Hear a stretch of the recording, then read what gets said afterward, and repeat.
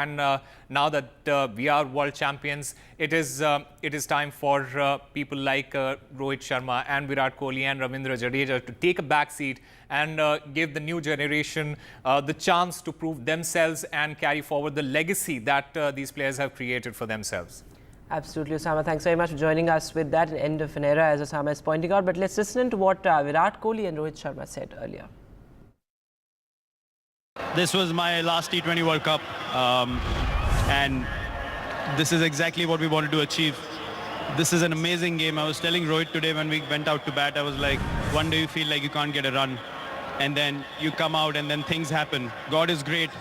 I bow my head in gratitude. I'm just really grateful I was able to get the job done for the team on the day that it mattered the most. मैंने सोचा नहीं था कि T20 retire करूँगा मैं, but situation ऐसा आ गया. I thought it is the perfect situation for me, and nothing better than winning the cup and saying goodbye. And moving now to news from the national capital. Well, after the rain fury, waterlogging still persists in parts of the national capital. In fact, several key roads are still inundated. Remember, the weatherman has said that the next 2 days are going to be crucial as far as the rain in North India is concerned. In fact, a heavy to very heavy rain alert has been issued for parts of North India. In fact, these are visuals from the Pragati Maidan tunnel. Remember, this has been inundated for the past 2 days. Of course, efforts are still on to sort of pump out the water there. There you can see rescue teams on the spot, the restoration work going on. But Delhi NCR is still bracing for more rain in the next couple of days as well. In fact, in several other parts of North India as well, including in Uttar Pradesh, several parts of Rajasthan, Punjab as well, there's a heavy rain alert that has been issued. In Delhi, of course, the other big crisis is the water crisis, though the Water Minister Atishi has said that water supply is likely to be restored soon. In fact, she inspected various key spots as well as far as the national capital is concerned. But this comes amid waterlogging and inundation in several parts of the national capital.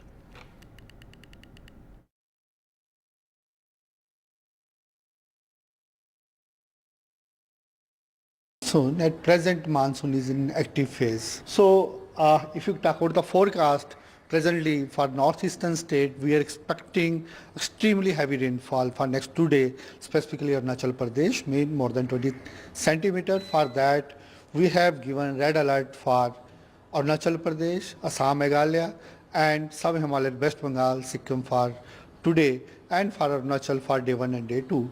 And if you talk about the other parts of the country, specifically central part or northwest India, everywhere we are expecting, we are experiencing also light to moderate rainfall and somewhere heavy rainfall also.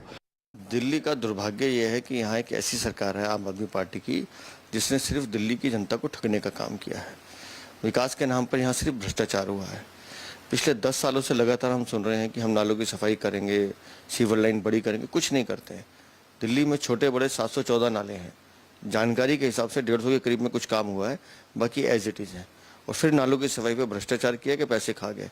पहले तो दिल्ली नगर निगम को दोष देते थे, अब तो दिल्ली नगर निगम इनके पास है, पीडब्ल्यूडी इनके पास है, तो फिर काम करने से कौन रोक रहा है? इनको बताना चाहिए. जब पानी दिल्ली में नहीं था तो हरियाणा दोषी था. अब नालों की सफाई तो आपने करनी थी, उसको तो हरियाणा सरकार ने नहीं कराना था, लेकिन काम किया नहीं है. समस्या लोगों को अपने धंधे पर जाने के लिए दिक्कत हो रही है. पूरा पानी भर गया है तो गाड़ी भी नहीं चल रही है, ऐसी दिक्कतें हो रही है. सब लोग बाहर निकल के वापस घर पे आ गए हैं, कोई नहीं जा पा रहा है. जैसे पानी भरा है और किस तरीके से पानी निकालने का कुछ काम चल रहा है? सुबह 7 बजे से पानी भर चुका है और मालूम नहीं अभी कब निकलेगा. जैसे लोगों को आने जाने में दिक्कत हो रही है, कुछ खाने पीने की चीज लेने में दिक्कत हो रही है, घर से निकल नहीं पाते, गाड़ी तो बाहर ही नहीं जा रही है, 4 व्हील 2 व्हील, इसलिए थोड़ा प्रॉब्लम हो रहा है. And remember, this is just the onset of monsoon, a sign of what is to come.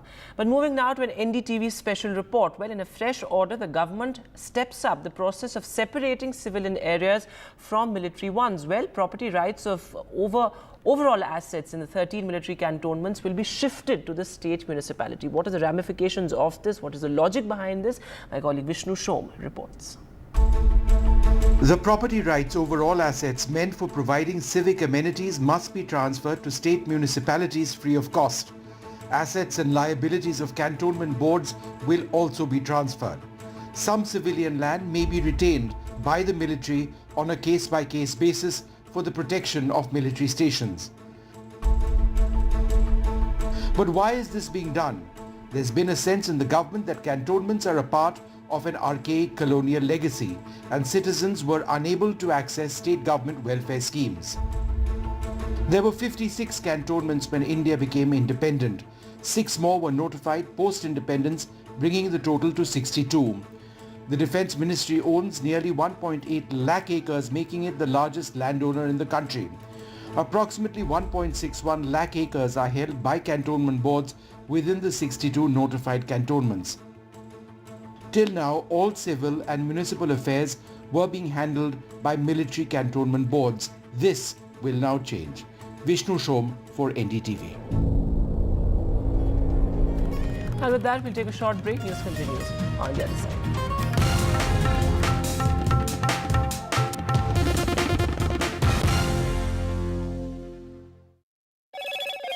Hello, Moto. Motorola, India's best 5G smartphone brand.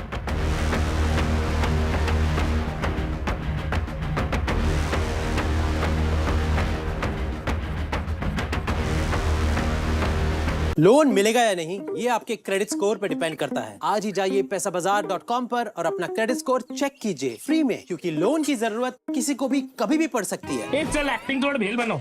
ये आया बात पैसाबाजार.com।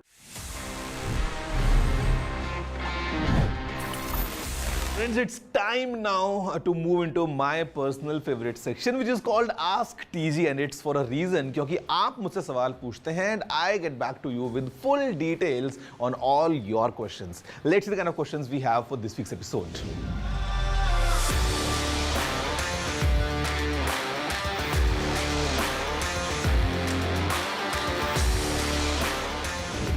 You know, it's very easy, it's very convenient, and अगर आपके पास में 2 अलग-अलग phones हैं, essentially I carry 2 phones और मैं यही करता हूँ so that both my WhatsApp accounts are on both the phones, which is very simple. आप केवल you can utilize the option of linking a device, and if you link another device to your main account, essentially you have same WhatsApp 2 अलग-अलग phones पे. मैं ये करता हूँ so that for example if I'm moving out and I don't want to carry both the phones, अगर मैं एक phone लेके बाहर जाता हूँ, it still has access to both my WhatsApp accounts. बड़ा easy है, you can use link a device feature, you can add an account. Quite easy, quite useful and quite a lifesaver I would say कि अगर एक phone की battery भी लो हो जाए, still that WhatsApp won't turn off.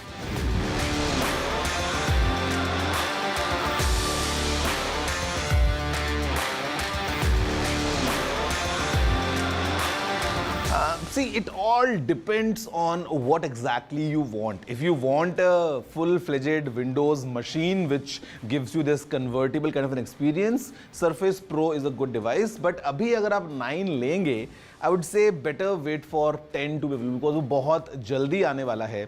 So 9 को आए हुए थोड़ा time हो गया है. So better you go with the Surface Pro 10 compared to the 9 right now.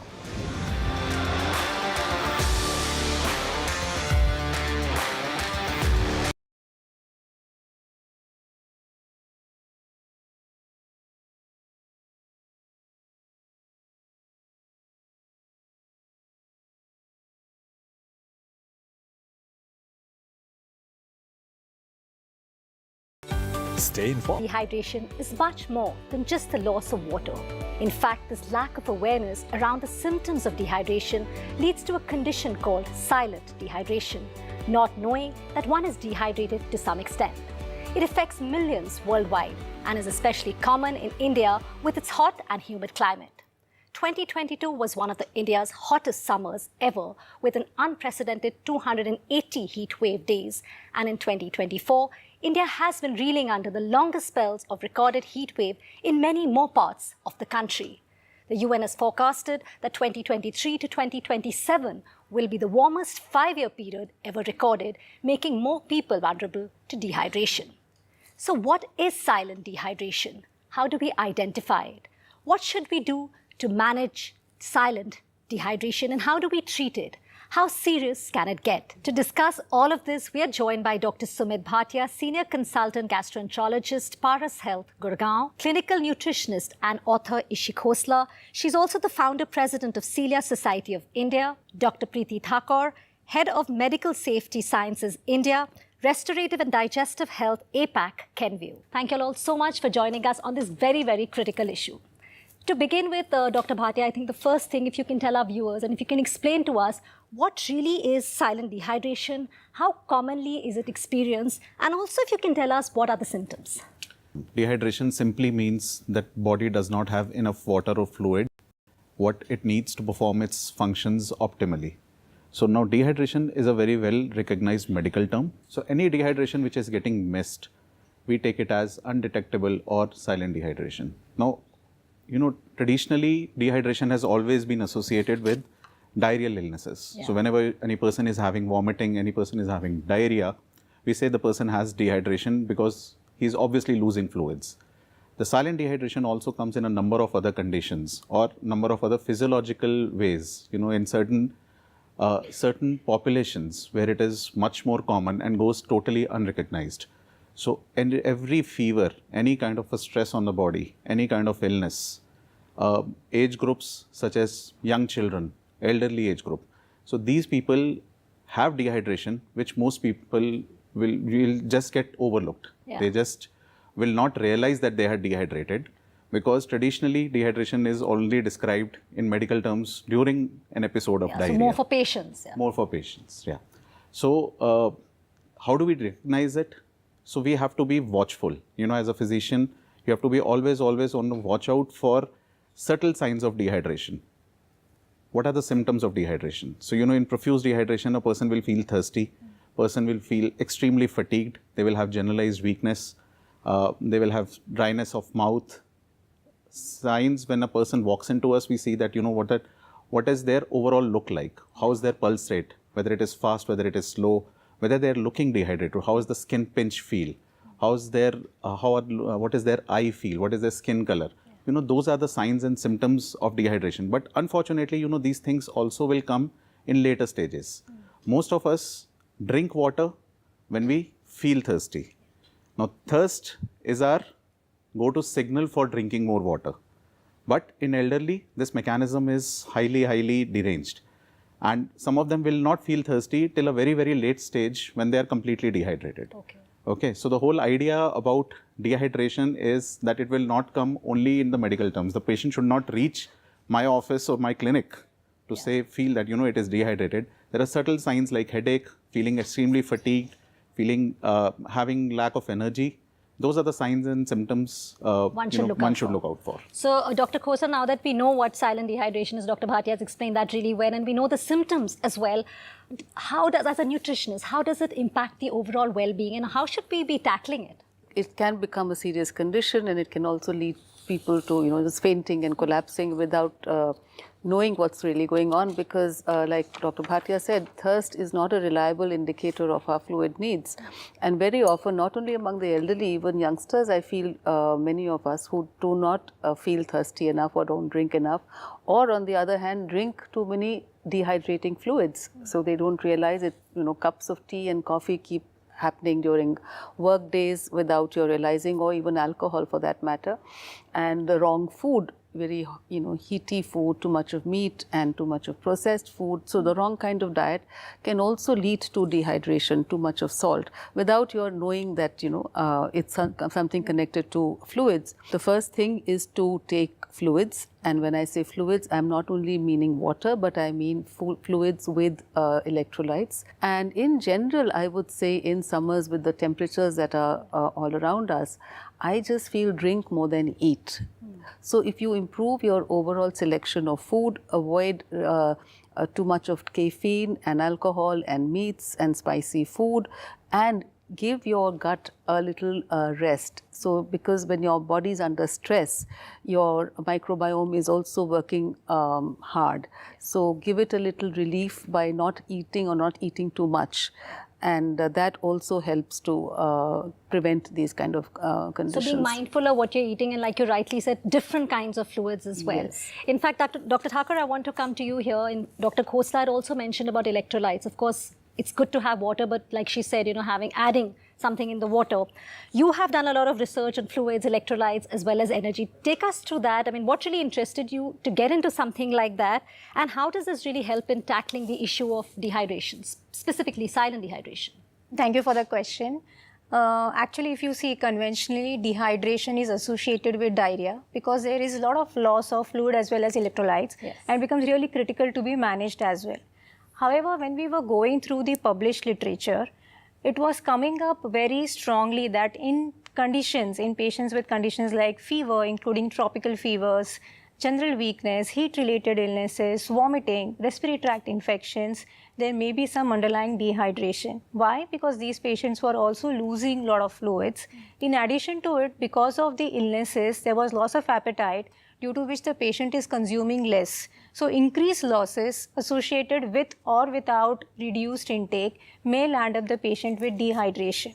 And this dehydration may have an impact on recovery of the patient. This was further as well corroborated when we worked with an expert multidisciplinary panel of clinicians across India that yes, there is dehydration in these conditions. Along with dehydration, because the patient is not consuming enough amount of calories, there may be an energy deficit as well. So deficit of fluid electrolytes along with energy is having an impact on the recovery of the patient. Okay. If I have to give you an example, for a patient with fever, 102 degrees centigrade, the patient is actually losing about 900 ml of fluids in 24 hours. And there may be an additional loss of about 90 ml through the respiratory secretions. The ASPEN, which is an international association, American Society of Parenteral Nutrition, has emphasized on hydration and nutrition along with the appropriate management for that particular condition, and they do recommend adding certain fluids with calories or recommending water in addition to clear liquid fluids, which is providing this hydration, electrolytes as well as energy that is critical for working of a body. Okay. And this is something which really interested us, and therefore we went into discovery, or we went into the research for this particular therapy area. Okay, that's interesting to know. And also it's so critical, like we're talking about it. Dr. Bhatia, when patients come to you, or if I can ask you that, in your clinical experience, what are the kind of people you see who come to you? Is it with dehydration? Is it more acute illnesses? If you can tell us a little bit about that as well. So almost all the categories which you mentioned. So acute illnesses. So I'm being a gastroenterologist, we see a lot of acute illnesses which can have significant fluid losses like pancreatitis, liver diseases. We also see a lot of diarrheal illnesses. There are certain age groups, like Dr. Preeti rightly pointed out, even a simple condition like a viral illness or a viral fever, with every degree rise of temperature, person starts to lose more fluid. The requirement actually goes up. But when you are having a fever, running a fever, your appetite goes for a toss. Your thirst goes for a toss. The thirst signals become impaired. So people will stop taking more fluids. And in fact, whatever little they are supposed to take, they are not even taking that. So that predisposes them for dehydration. Now, these things get manifold compounded in certain age groups like children. So children, very young children, they are unable to communicate. They cannot express, they cannot say thirst. So it affects their crying, it affects their urine color, it affects their urine output, it affects their mood. Elderly, again, most of the elderly, the thirst, as I said, sometimes is impaired. So they don't feel thirsty. Now, if they're running a fever, they're not drinking enough. Plus, they are on certain medications which can, make them lose more electrolytes. So most of them, these patients will be on blood pressure medications which have diuretics, with the drugs which increase the urine output. They lose sodium, they keep on losing potassium. They are running a fever. Now they are not drinking enough. And suddenly, they will be completely dehydrated. They can have completely altered sensorium. They can become unconscious. And that's how some of the patients are, brought in to us in the emergency room, thinking that, something really bad has happened. And when it's a simple thing which could have been taken care of, well in time. You're more conscious of how much, Diabetics, we are one of the largest population of diabetes in this country. Now, they, in general, are very prone to get dehydrated. So, dehydration is something which we have to constantly keep reminding us that we have to drink water. Youngsters, you pointed out, in this kind of a weather, are all youngsters drinking adequate water? They are doing most of us are health conscious now, so most of them are going to gymnasiums, doing strenuous exercises, but are they keeping themselves hydrated? That's a question. A normal individual, we say that, minimum of 2 liters to 2.5 liters of intake of fluid should be there. When a person is exercising, the requirement will go up. Are we matching that up? Remains again, unexpressed. During fever, how many of the physicians are actually pointing it out to their patients that, keep yourself hydrated? Yeah. So it's not just that pill, but you must remind the patient to have enough water as well. Exactly. Or, Yes. or like Not keep only yourself water. hydrated. Yes. In fact, that's my next question to you, Dr. Khosla. We were talking about the senior citizens or the elderly. We're talking about children. In fact, I want to ask you this. Recently, last week, a 17-year-old boy, he got out of a swimming pool, and you think you're in water, your body temperature is cooler, and unfortunately, he lost his life. You were telling us about, I think something when enough water is not enough, right? I mean, some other fluids as well. Can you tell us what else can one take besides water to help tackle dehydration? Fluids, water with some kind of salts and electrolytes and minerals added to it is the best way to hydrate.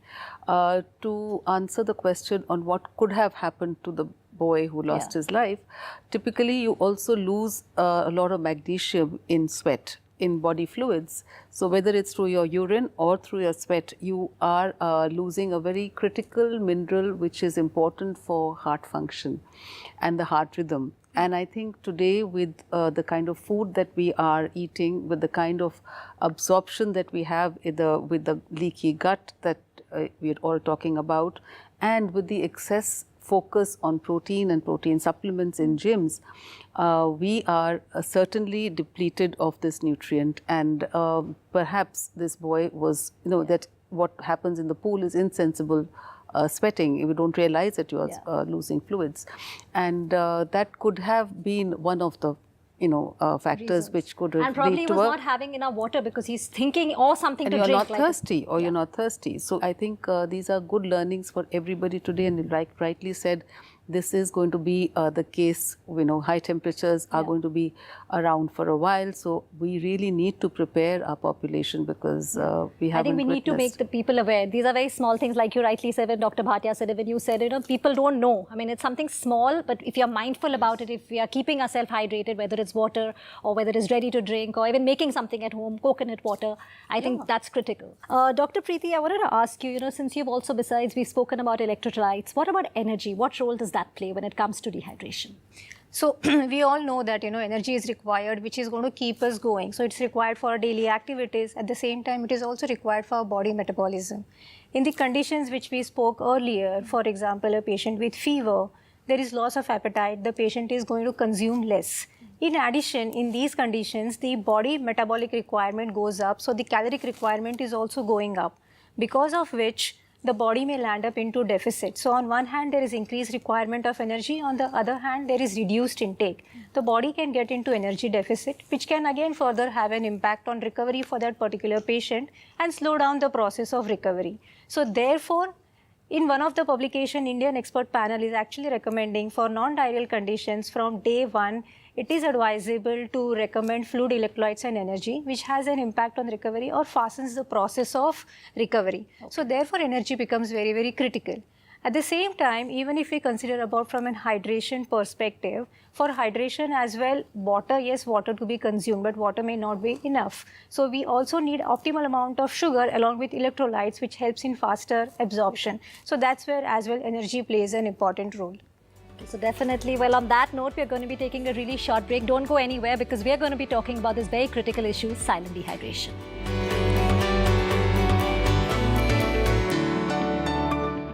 Loan मिलेगा या नहीं ये आपके credit score पे depend करता है। तो आज ही पैसाबाजार.com पर जाइए और अपना क्रेडिट स्कोर चेक कीजिए फ्री में, क्योंकि लोन की जरूरत कभी भी किसी को भी पड़ सकती है। बस एक्टिंग करा लो इनसे। पैसाबाजार.com, क्रेडिट स्कोर चेक, आदत अच्छी है।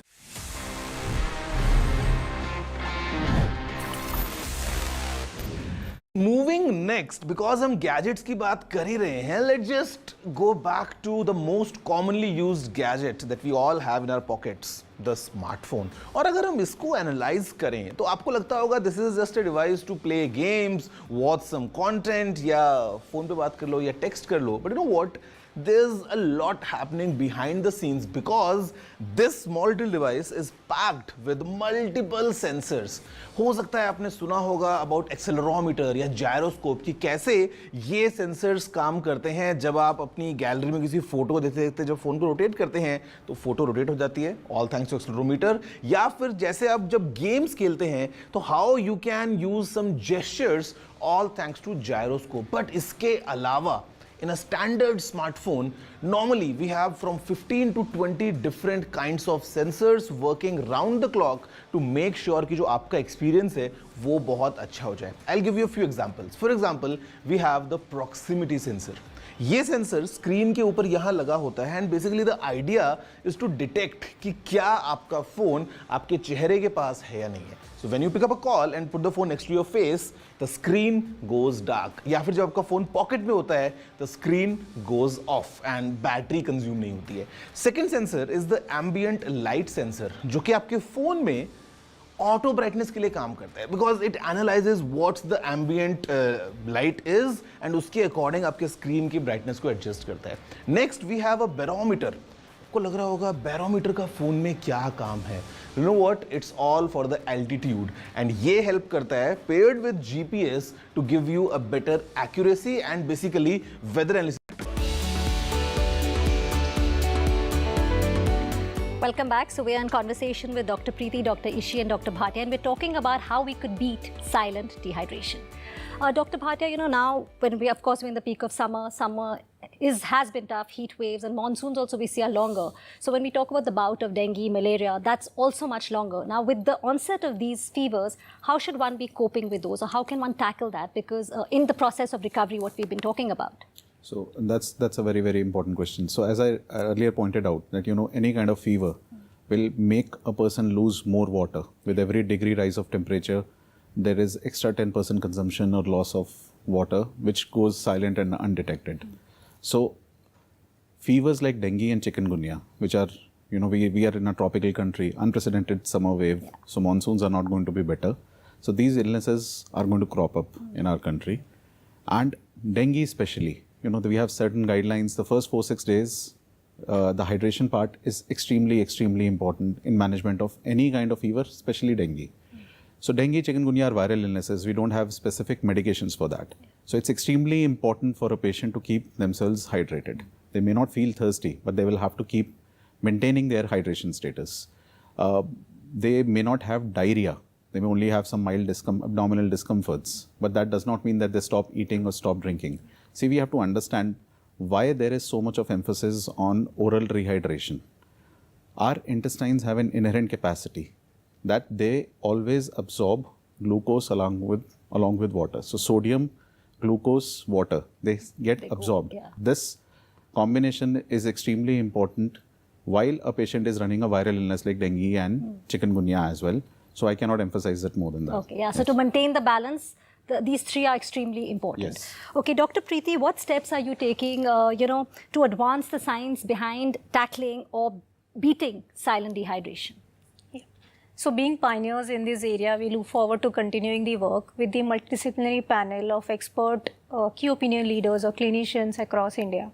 At the start of the year, Association of Physicians of India, they have released the expert consensus recommendation on how do you really manage oral fluid electrolytes and energy for hospitalized patients while transitioning them from IV to oral. In this month itself, by Journal of Association of Physicians of India, there is a supplement which has been released which focuses upon hydration as well as recovery. And this article also captures the importance of replenishing oral fluid electrolytes and energy and what is the impact on the recovery for a particular patient. There's an interesting article in that supplement which talks about hydration and immunity. So it's known that dehydration can have an impact on the immune response. So how does the dual role of addressing hydration and supplementing the minerals which are helping in having a supplemental effect on the immune response? And that's where we look forward to, you know, continue our work in addition to the special population, you know, where we'll get further into it. Okay. So, you know, we've spoken about a lot today. I mean, I think we've all learned. I definitely have learned a lot, and hoping our viewers have also, you know, got this knowledge. But talking about awareness, I mean, these are small things which are doable. This is, I could say, is in our hand if we know about it. Dr. Ishi, Could you tell us, how could more awareness be done on something so critical like this? I think what we are doing today, having more and more discussions in the media, and also addressing the more vulnerable populations like the children and the elderly. It's important to share the signs and symptoms that can happen. The typical things like a dry mouth or a simple headache should not be ignored. And we've all been through it. I think each one who's here has been through some amounts of, some degree of all this, in presentation. And so this minor symptoms and of course the major symptoms also to look out for, and look at blood pressure and high heart rates among the elderly. So just simple things which can be out there in the media, through the media and through social media. I think that would go a long way, and I think what we are doing today is a reflection of that. It's definitely the beginning. Yes. And quickly, the closing comments, an advice, Dr. Preeti, I'll start with you, that you would want to give our viewers to beat or fight silent dehydration. I would recommend consider replenishing fluid, electrolytes and energy to beat silent dehydration. Dr. Bhatia? Don't wait to get thirsty. Keep drinking, sipping something. Only water may not be enough. You need to replenish your energy and electrolytes as well. And whenever you are not feeling well, whenever you are sick because of any illness, not only diarrhea, please be on a watch out, especially for your hydration. That actually will smoothen and fasten your recovery. Dr. Khosla? Watch your digestion, watch your gut, and watch your food. And make sure that your food includes a lot of fluids. And simple plain water may not just be enough. So, and also plan your day with respect to your food and your fluids. Well, it's been an absolute pleasure to have you with us on NDTV. Thank you all so much. So clearly, there is more to hydration than just drinking water when one is thirsty. Electrolytes and nutrients make water more effective as a remedy for dehydration. Remember, you may be dehydrated and not even know of it. But now you know what to watch out for and how to address silent dehydration. Stay hydrated, stay healthy. Thank you, all our guests, and thank you all so much for watching.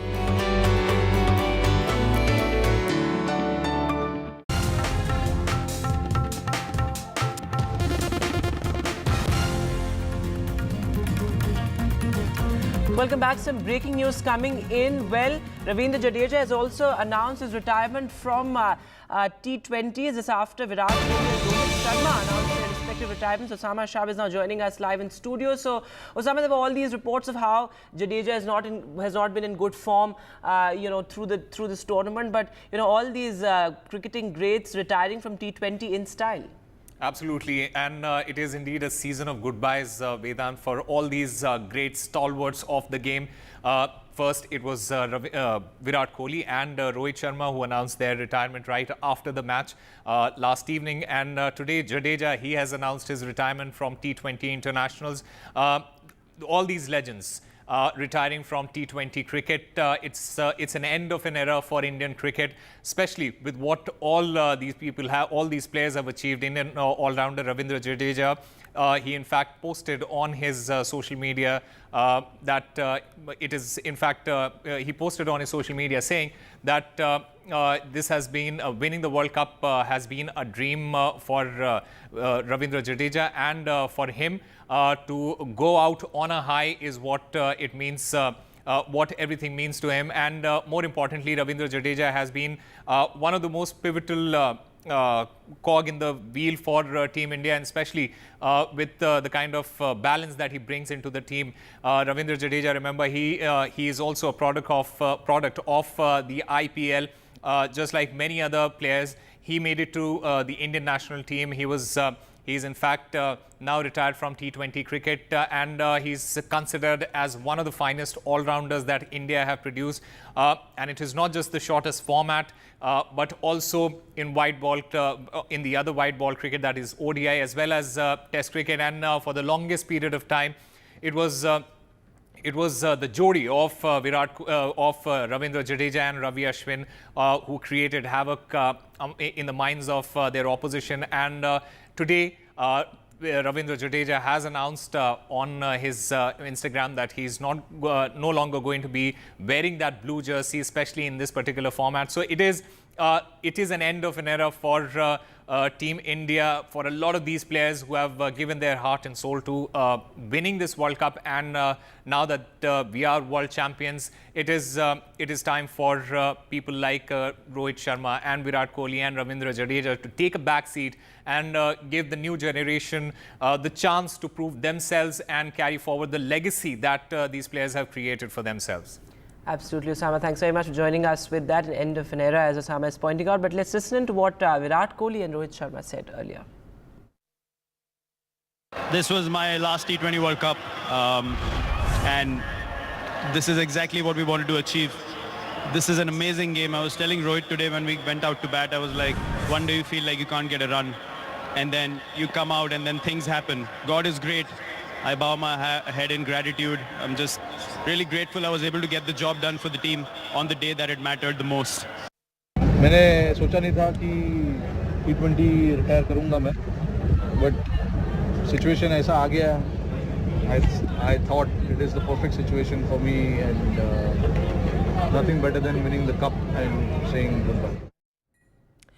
And moving now to news from the national capital. Well, after the rain fury, waterlogging still persists in parts of the national capital. In fact, several key roads are still inundated. Remember, the weatherman has said that the next 2 days are going to be crucial as far as the rain in North India is concerned. In fact, a heavy to very heavy rain alert has been issued for parts of North India. In fact, these are visuals from the Pragati Maidan tunnel. Remember, this has been inundated for the past 2 days. Of course, efforts are still on to sort of pump out the water there. There you can see rescue teams on the spot, the restoration work going on. But Delhi NCR is still bracing for more rain in the next couple of days as well. In fact, in several other parts of North India as well, including in Uttar Pradesh, several parts of Rajasthan, Punjab as well, there's a heavy rain alert that has been issued. In Delhi, of course, the other big crisis is the water crisis, though the Water Minister Atishi has said that water supply is likely to be restored soon. In fact, she inspected various key spots as well as far as the national capital is concerned. But this comes amid waterlogging and inundation in several parts of the national capital. And with that, we'll take a short break. News continues on the other side.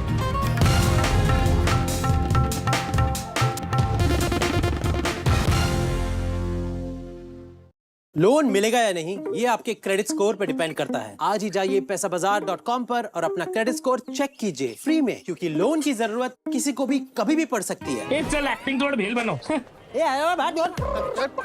पैसाबाजार.com। Stay informed and entertained with the new and updated NDTV news app. You can watch all our channels live, listen to podcasts, read breaking and exclusive news from around the world and more. Download the NDTV app today and get access to the best journalism and storytelling on your smartphone or tablet. The NDTV app. News that matters to you.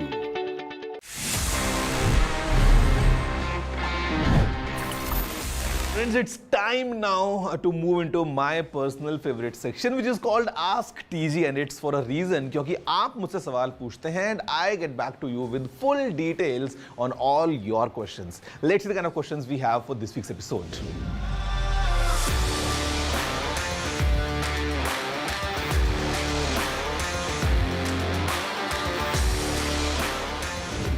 You know, it's very easy, it's very convenient, and अगर आपके पास में दो अलग-अलग phones हैं, essentially I carry 2 phones और मैं यही करता हूँ so that both my WhatsApp accounts are on both the phones, which is very simple. आप केवल Hello, Moto.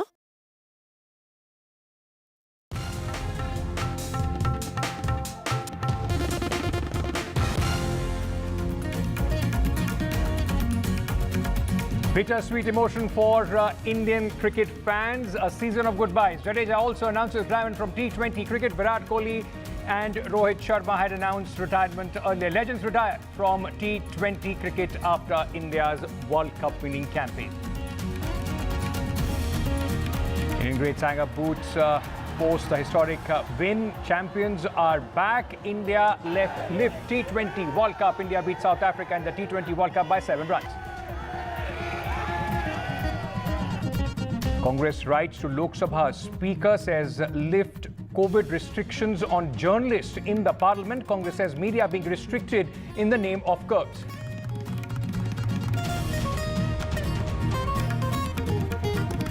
Video of an assault in Bengal's Islampur goes viral. Disturbing video shows brutal assault on a man and a woman. BJP left gun for the TMC.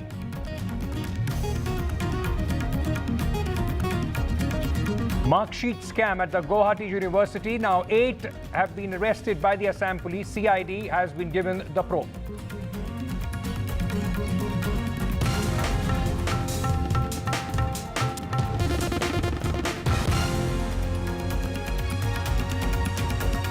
Good evening and welcome to NDTV. I'm Ankit Tyagi. Now, after two greats, Virat Kohli and Rohit Sharma, another Indian cricketer, all-rounder Ravindra Jadeja has announced his retirement from the T20 international cricket after winning the ICC Men's T20 World Cup 2024 last evening, beating South Africa in the final. Now, this also, in fact, comes, at a time when two greats already, Virat Kohli and Rohit Sharma, have announced their retirement. Ravindra Jadeja has been an essential part of the Indian cricket team in all formats of the game. He has also now announced his retirement from the T20 cricket. Let me very quickly bring in my colleague Osama, who is joining us with more details at this moment. Osama, a bittersweet sort of emotions for Indian fans on a high after winning the World Cup, and then one after another, three greats leaving the T20 format. Absolutely, and it was expected, Ankit, because there were a lot of talks about whether this is going to be the last T20 World Cup for many of these players, including Virat Kohli and Rohit Sharma. But not a lot of people were expecting Ravindra Jadeja to hang his boots as well in this particular format. But the news as of now is that Ravindra Jadeja has announced his retirement from T20 international cricket. He's going to keep playing the IPL and the other formats as of now. And we'll have to wait and watch what comes out of that later. But in an Instagram post, he posted that with a heart full of gratitude, I bid farewell to T20 internationals like a steadfast horse, galloping with pride. I've always given my best for my country and will continue to do so in other formats. And this is what Jadeja wrote on Instagram. But apart from the swashbuckling style that he brings to the table, you rightly pointed out, he has been one of the most important cogs in that Indian wheel. He has carried that role of the all-rounder, whether it is the shortest format of the game, the T20s, or whether it is the longest format, that is the Test. He has always been a central character in the whole story.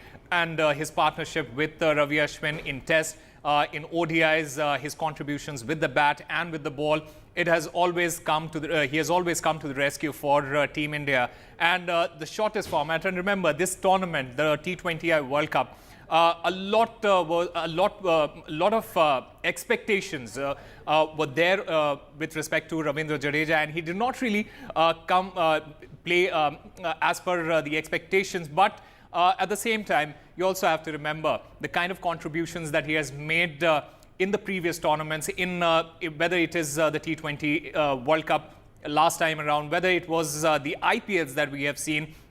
And that is something that is always going to stay with him. And more importantly, what we are going to miss, Ankit, is his unique style of celebrating his milestones, whether he reaches a 50 or a century. That unique style where where he waves his bat as if he's holding a sword. That warrior spirit is what Team India is going to miss from now. Absolutely. In fact, what a joy of this player, Ravindra Jadeja, Rohit Sharma and Virat Kohli have brought to Indian fans for many, many years. Thank you so much, Sama, for joining us with all those details. And as we were speaking about the other two greats, the captain, Rohit Sharma, and of course, stalwart, not just of the Indian cricket, but among the greatest players ever who have, in fact, played the game, Virat Kohli, have also bid farewell to T20 format after lifting the T20 World Cup. This has been a phenomenal campaign for Team India, winning all their matches from match number 1 to the final against South Africa. Now, both these greats, the ones that you're seeing on your screens at this moment, have also bid due to the T20 format of the cricket. This was my last T20 World Cup, and this is exactly what we wanted to achieve. This is an amazing game. I was telling Rohit today when we went out to bat, I was like, one day you feel like you can't get a run, and then you come out and then things happen. God is great. I bow my head in gratitude. I'm just really grateful I was able to get the job done for the team on the day that it mattered the most. मैंने सोचा नहीं था कि T20 retire करूंगा मैं, but situation ऐसा आ गया. I thought it is the perfect situation for me, and nothing better than winning the cup and saying goodbye. Sir, first of all, congratulations, Rajkumar sir. And firstly, what are you feeling at this point? Because we have been waiting for Virat Kohli to lift that trophy for a very, very long time, and it is finally here. Congratulations to everyone in the country, to the congratulations to Indian team, the support staff, the coaches, the selectors and BCCI. And I want to congratulate everyone in the country. And about Virat, yeah, it's a big moment for Virat. After 2011, they haven't won a World Cup, and it's a great moment, a great achievement for the Team India. Rajkumar ji, have you managed to have a chat with Virat? You know, one of the things that he said on the broadcast and that stuck with me is that he said that one had to let go of one's ego to stand here today. Could you tell us and our viewers a little bit about what he meant by letting go of his ego as a batter? No, I mean, what I feel he meant that he had some few failures before this inning, and the way he was playing, so he changed his game for the last game. Though the team demanded that situation, and the situation was such that he had to mellow down. India were 34 for 3, so he just stood there. And took his time and built that inning. So maybe he was talking about that thing, that he changed his plan of batting. Rajkumar ji, as a batter, Virat Kohli, we know the kind of skills that he possesses and the kind of talent that he has had over the years. There was a time when people had a lot of questions over whether he should adapt more to this particular format. How did you see that transition happening in Virat Kohli? Well, I mean, he has been a champion player in all the three formats, to be very honest. He's been performing consistently for past 15 years, and not just because he's my disciple. I must say that he has won so many matches for the country, which nobody has done till now in Indian history, I would say. So he has been a consistent performer in all the three formats, and he has adapted all the three formats very well. Rajkumar ji, he was a part of the team when India lifted the 2011 World Cup. He was one of the young and upcoming players, very, very promising at that stage. And now a second world title comes to him almost at the time. He actually calls it quits from T20 cricket. How are these two titles really different for him? Totally different. 2011, he was very happy to be selected in that team, and now this time he was a legend. He was considered to be the senior most player and pro in the team that everybody looks at, and he knew his responsibility, his role this time. Moving on to some other news now. After a viral video surfaced of a young man and a woman being brutally beaten up by a man dressed in black t-shirt and jeans, the Islampur police have confirmed they have registered a case and are looking for the accused. The video shows the victims being assaulted with a stick several times in presence of onlookers surrounding the accused as he repeatedly assaulted the victims. The BJP and the Left Party have in fact hit out at the West Bengal government and has said the accused belongs to the TMC party. What we're being given to understand from locals there. Also, the police have confirmed they've registered a case and they're looking for the accused. The BJP and the CPIM, Mohammad Salim and Amit Malviya respectively, have also identified the accused after posting the video on social media, and they identified the accused as someone who's close to the Trinamool. That is what they said, and this is of course in connection with the video where the young man and the young woman are seen being assaulted with a stick by a man dressed in a black t-shirt and jeans, and this is the accused that the BJP and the left seem to have identified. But also, what we know is that at this point, there are, you can see in the video, onlookers, and a case has been registered, and the police are on the lookout for the accused. Right. So now, in fact, this man, at least the left parties and a leader from the left and former member of Parliament, Mohammed Salim, in fact, put out a post on X and said that this man belongs to the TMC and his name is Tajimul, also known as JCB. The similar claim has been made by BJP IT cell chief Amit Malviya, who has also shared this video and has said that this is JCB alias Tajimul, in fact, who is seen in this video beating, in fact, these two people. Now, let me very quickly at this moment, ladies and gentlemen, go across to Mr. Riju Datta, who's the spokesperson of the TMC, and we are also being joined by Priyanka Tibrewal, spokesperson of the Bharatiya Janata Party. Thank you so much to both of you for speaking to us. Mr. Riju Datta, you've seen this video. I mean, anything of this nature in any civilized country should not only be condemned, but the strictest punishment should be given to the person so that it sets an example. Your opponents, BJP and the left parties, have identified the accused. The police is saying that they are still looking for him, sir. Look, I'll say it very straightforward. What the opposition is saying is immoral, immaterial, because they are politically bankrupt. They will say whatever they want to fancy. But with this incident, I am saying this on record. It is a heinous crime. The Trinamool Congress, do not want to know who he is. What is his political affiliation? What caste, creed or color or religion he belongs to? Whoever is this guy, whether he has any affiliation with any political party, whether he is a neta, whether he is a karyakarta, immaterial. The police is looking for him. The administration is extremely angry, and the strictest arm of the law will be meted out to him. He will not be spared, and he will be made an example as soon as he gets caught, because I believe, as per police reports, he is running around trying to find some shelter, but his days are numbered. The strictest arm of the law will be meted out to him, and he will not. Mr. Datta, I have a couple of questions, more questions to you, but before I do that, let me bring in Priyanka Tibrewal for a reaction from her on this. Mr. Tibrewal, you heard what Mr. Riju Datta is saying. It doesn't matter whether he belongs from the TMC or not. The police and the law will take its course. They are looking for this man, and strictest punishment will be meted out, is what the TMC claims. We're extremely happy with the stand which Mr. Riju Datta is saying. That is the stand of the party as well.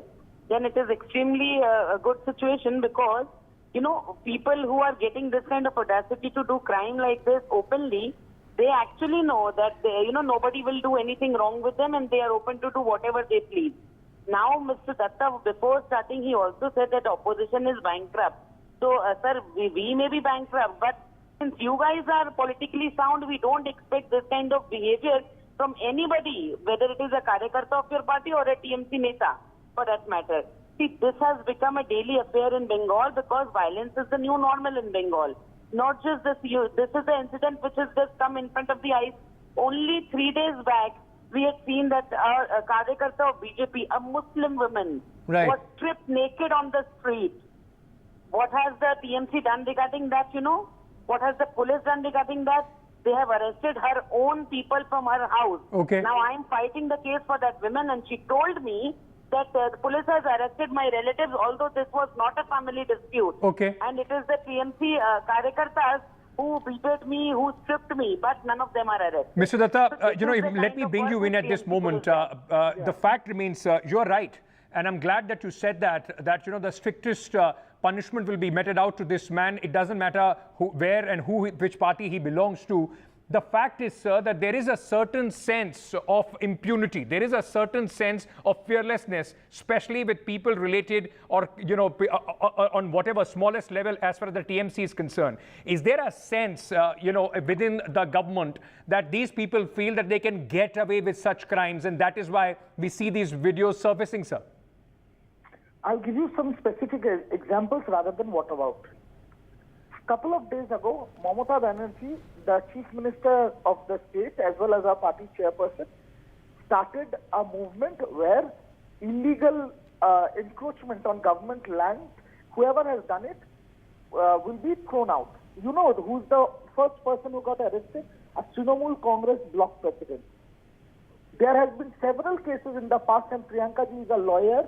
There have been several cases in the past where Trinamool has arrested his own people and they have not been spared. This is a state where Mamata Banerjee does not even spare her party members or leaders if they are involved in any criminal activity. Sandesh Khali, how big a subject it was for the national media during the Lok Sabha polls? The results came out on 4th of June. Is there any noise from Sandesh Khali? Now it is everybody understood that it was a concocted story. So okay. My humble point is this. Anybody who does a heinous crime like what we have seen in this video, again I am saying, in Mamata Banerjee's Bengal, irrespective of what his political affiliation is, what his caste, creed, color or religion is, he will face the strictest. I get that, Mr. Datta, but answer me this, sir.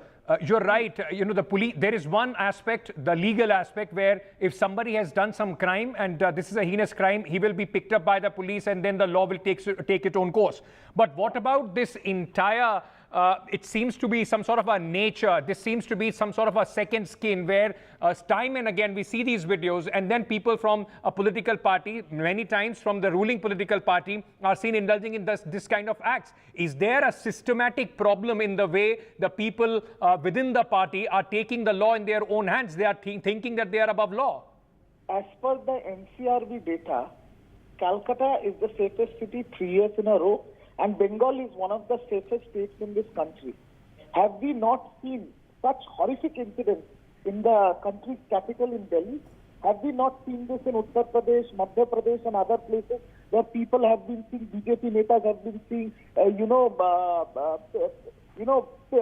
on Dalit youth? We have seen atrocities committed. Okay. Unfortunately, in a civilized society also, there are some goons, some criminals who get involved in these sort of criminal activities. Okay. But the point of the matter is whether the administration and the ruling party is taking a stand, whether they are facing the law or not. And okay. in Bengal, they will face the law and they will not be spared no matter who they okay. are.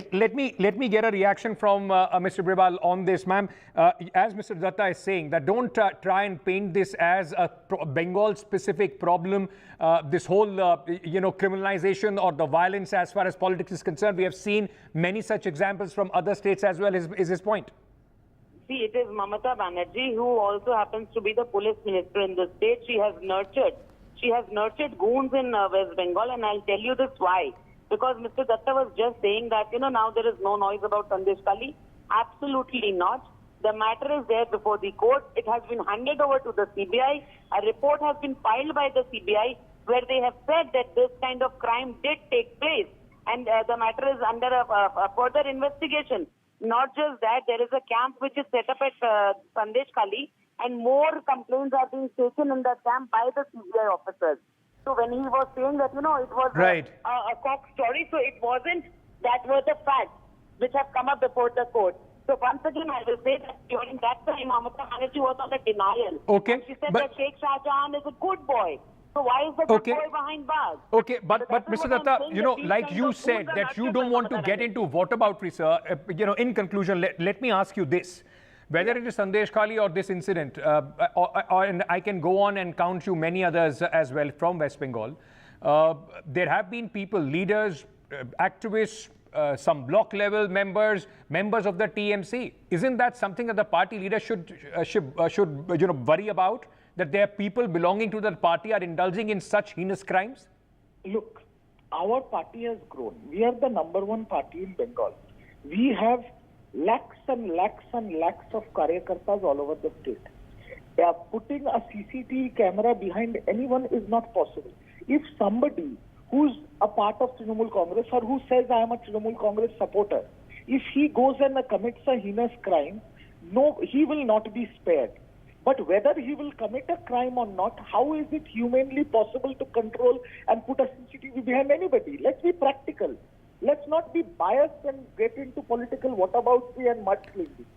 What's your response to what Mr. Amit Malviya said about this being, part of Sharia law being in fact implemented in West Bengal? You know what? To be very honest with you, I can't care less about what Amit Malviya says. Who is he? Is he an elected representative? Is he an MP? Is he a minister? Is he the BJP state president? Who is he? Why should I glorify him with an answer?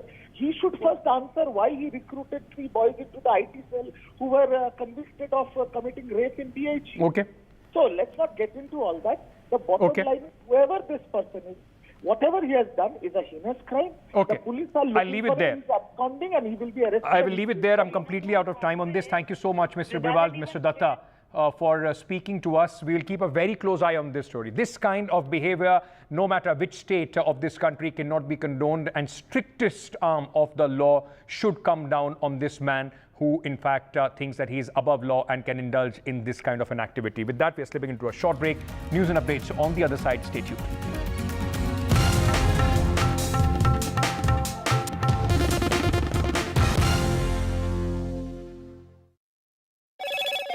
Hello, Moto. Get the magic of the best working for you now. Link your payment cards once, collect rewards forever.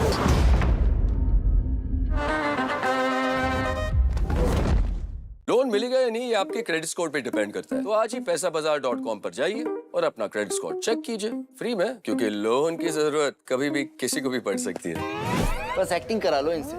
पैसाबाजार.com, credit score check, आदत अच्छी है।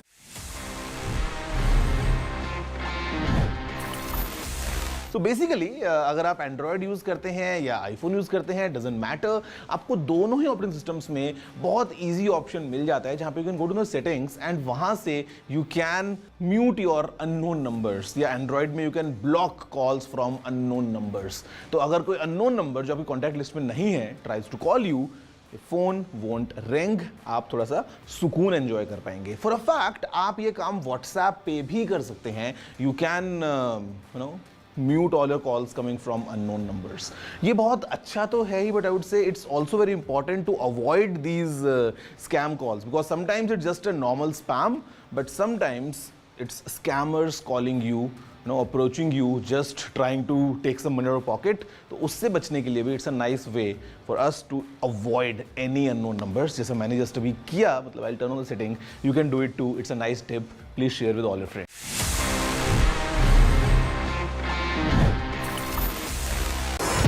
NDTV proudly upholds its legacy of trust and credibility.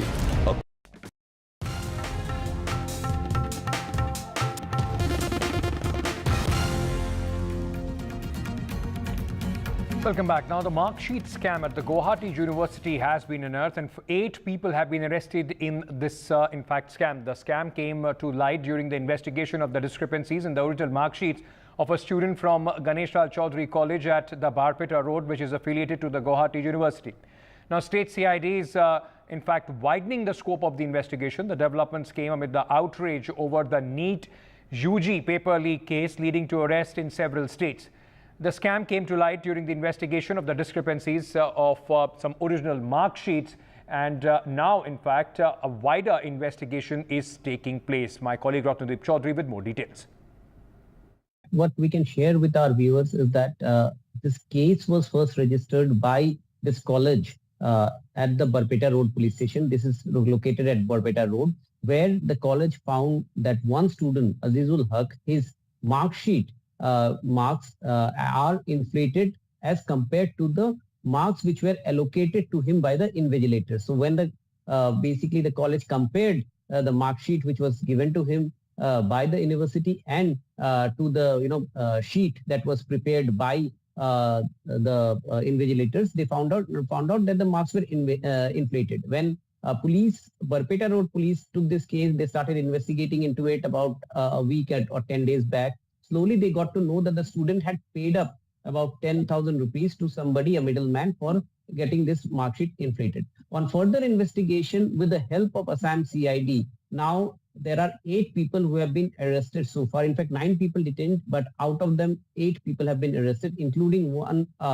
person named K. Krishnamurthy, who is the head of the ITI Limited, which has signed a MOU with the Guwahati University. So ITI Limited, which is a Government of India undertaking, has basically maintains this integrated database for the Guwahati University. So therefore, now there have been several arrests in different parts of the state in the last 2 to 3 days. Now, what we are gathering from the CID sources is that given the fact that this is regarding the integrated system, integrated database of the Guwahati University, so therefore, there are always chances that there might be more people involved in this. So they are widening the investigation.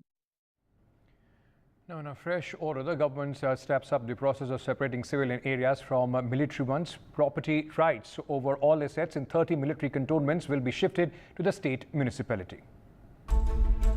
The property rights over all assets meant for providing civic amenities must be transferred to state municipalities free of cost. Assets and liabilities of cantonment boards will also be transferred. Some civilian land may be retained by the military on a case-by-case basis for the protection of military stations. But why is this being done? There's been a sense in the government that cantonments are a part of an archaic colonial legacy and citizens were unable to access state government welfare schemes. There were 56 cantonments when India became independent. 6 more were notified post-independence, bringing the total to 62. The Defence Ministry owns nearly 1.8 lakh acres, making it the largest landowner in the country. Approximately 1.61 lakh acres are held by cantonment boards within the 62 notified cantonments. Till now, all civil and municipal affairs were being handled by military cantonment boards. This will now change. Vishnu Shom for NDTV. All right, that's all the time that we have in this edition. News and update will continue on NDTV. Stay tuned.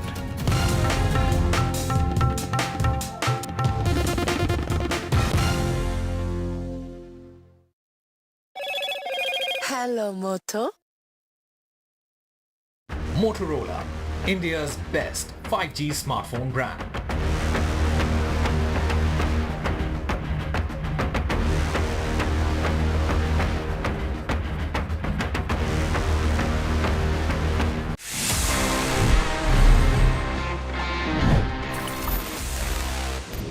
Moving next, because हम gadgets की बात कर ही रहे हैं, let's just go back to the most commonly used gadget that we all have in our pockets, the smartphone. और अगर हम इसको analyze करें, तो आपको लगता होगा this is just a device to play games, watch some content, या phone पे बात कर लो, या text कर लो. But you know what? There's a lot happening behind the scenes because this small little device is packed with multiple sensors.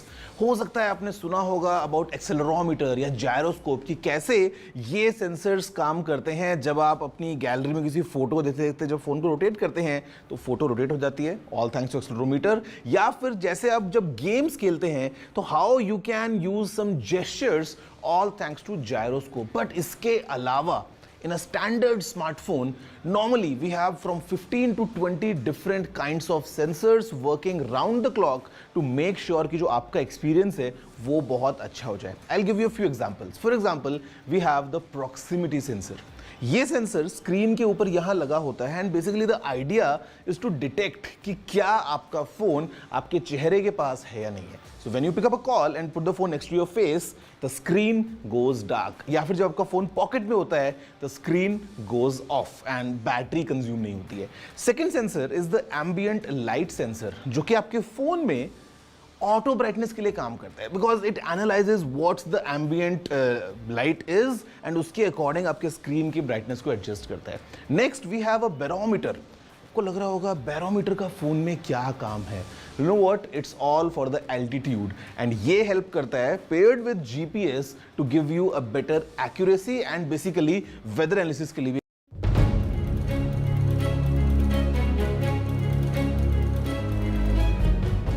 The arrival of monsoon across India is a huge relief both from heat and water shortages. But this is exactly what makes us negligent.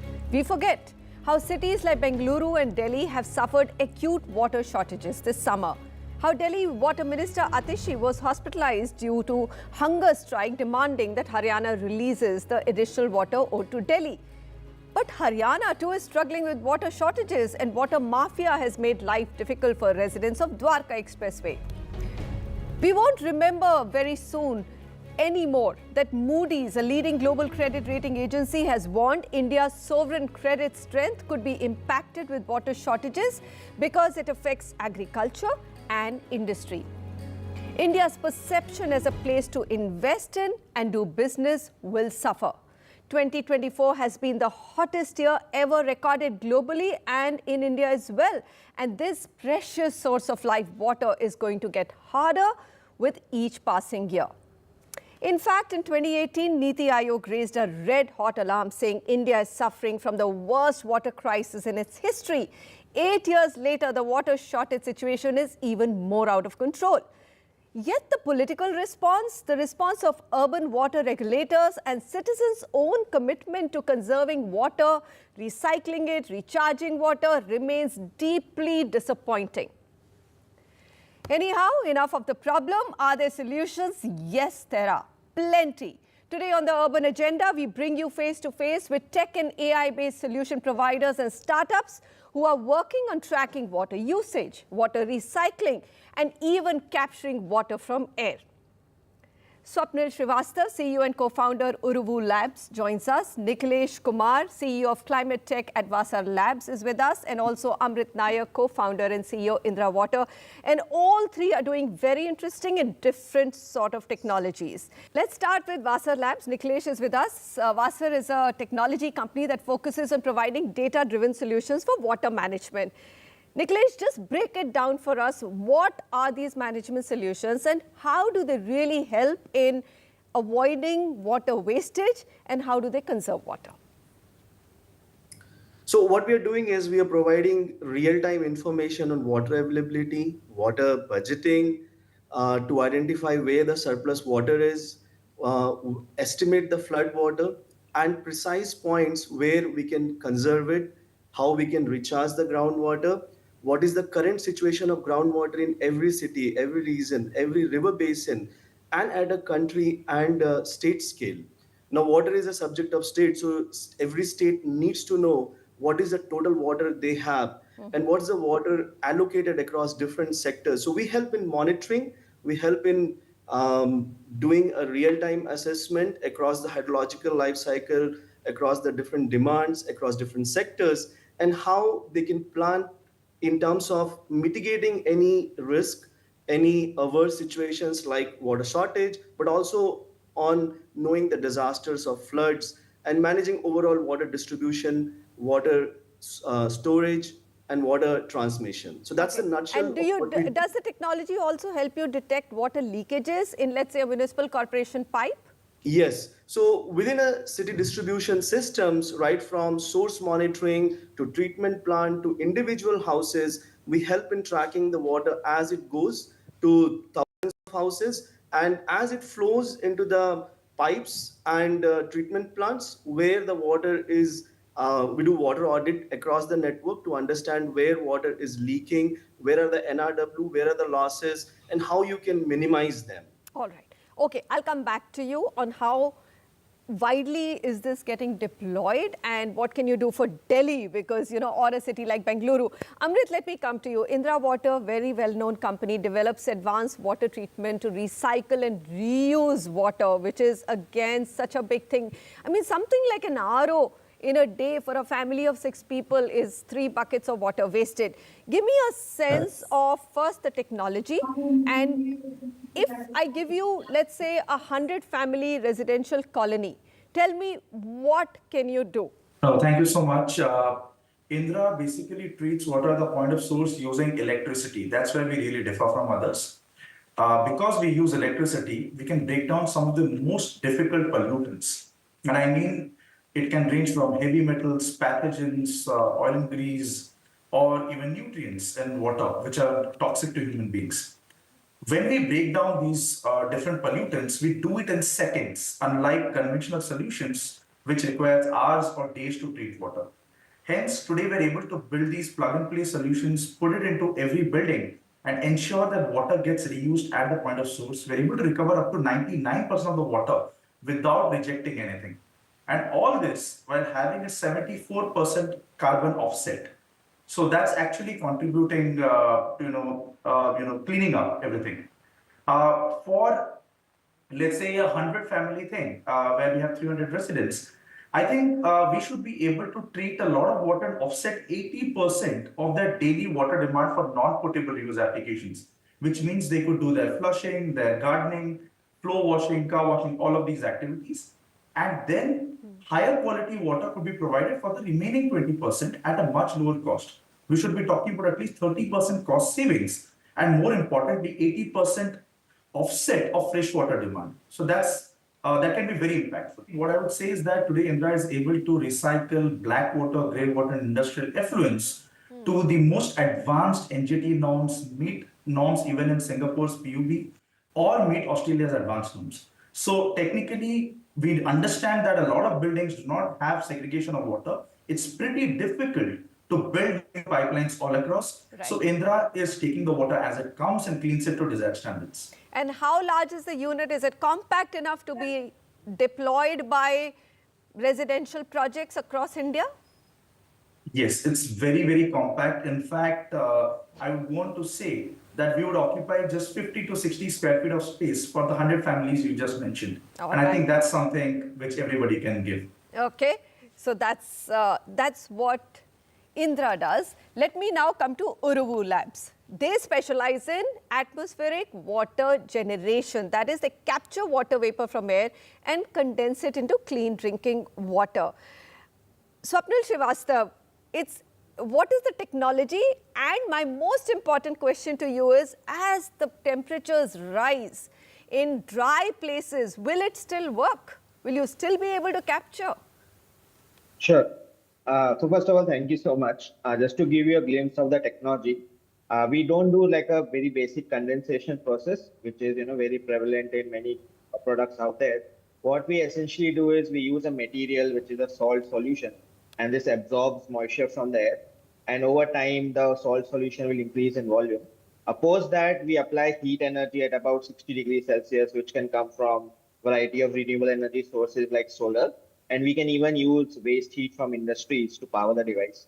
And upon applying this heat, all the water vapor which was earlier absorbed gets released almost in a steam-like form, which we then collect as high-quality fresh water. Now, the advantage of this process is that depending on the relative humidity of the place, so say you go from a coastal area to a drier area, we can change the amount of desiccant or the liquid salt solution we use to give you the same output of water. So regardless of drier areas, you can still get a reliable source of water where there's no wastage, as well as you get almost like high quality ultra pure water, which either you can use for drinking purposes after adding essential minerals, or you can directly use this for industrial purposes. Do you think that these are at a price point that residential colonies can adopt, or do you think this is something that only commercial establishments and maybe government, if it decides to, can adopt? Sure. We have been on a journey of reducing this cost curve. We started around 4 years back when we were at 6 to 7 rupees per liter. Now we have brought it down to 2 to 3 rupees per liter.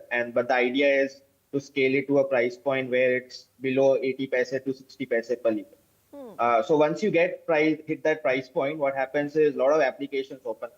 So while today we are looking more at the hospitality sector and working with hotels, restaurants in Bangalore, and helping them save almost 1 million liters of water in the past 10 months. The idea is to then eventually scale it and lower the cost so that it can be widely used and made affordable for a lot of applications. All right, Nikhilesh, I'm giving you New Delhi. First of all, it has your technology, which is AI, IoT based, geospatial survey based, where you can map out a city's entire water network and then drive efficiencies. My question is, have cities like New Delhi and Mumbai, let's say Bengaluru, adopted your technology? Do you have any successes there? So not to New Delhi, so we are not working with New Delhi. Majority of the city, I think it's not a problem of New Delhi or any a name city. All the urban city would eventually fall into this crisis for some short period of time over the entire year. And one of the very critical component or part of the story of this crisis is groundwater. So just to give you some stats, Delhi, or rather you take Bangalore, Chennai, Hyderabad, 50% of their region is already in an overexploited situation with respect to groundwater. So let me just explain what overexploited mean. It means the amount of water that goes into the groundwater and the amount of water that we extract. So we are extracting more than what is going in. Very well known fact. Yes. And over the year, it is going to touch depletion point. And where does the solution lies is, I would say, in a threefold mode. Very similar to taking a science and data approach. Technology needs to be brought in to drive, first reduce. So how can we reduce the losses? How can we reduce the demand, especially during the peak crisis situation? So there is a demand peak up, but how can you reduce it? And then the other area that we can impact is how do we recharge? So how do we recharge, conserve the flood water or storm water or the reuse component of the water and still recharge the groundwater, which actually can come handy during such a period. You don't need to depend on other areas, but groundwater is right below you, which can be used during the crisis. Also the reuse component. So how do we identify what component of grey water, even sewage, can be reused back into the system and drive? To do this, more detailed mapping of all the water cycle is required, and you need to have a system where you can make these decisions. And you do have that. You provide that system. All right, Nikhilesh, how wide is the adoption? You said Jal Shakti you're working with, Hyderabad you're working with. We'll come back and ask you, what else do you need to crack? How many more people need to adopt the technology or technologies such as yours? Stay with us. We will keep this important conversation going on the other side of the break.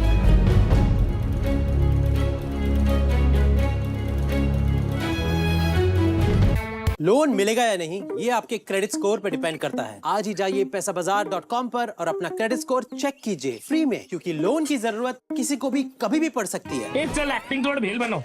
ये आया बात पैसाबाजार.com। Get ready for the ride of your life. NDTV brings you the NDTV Auto Show with me, Mugdha Mishra.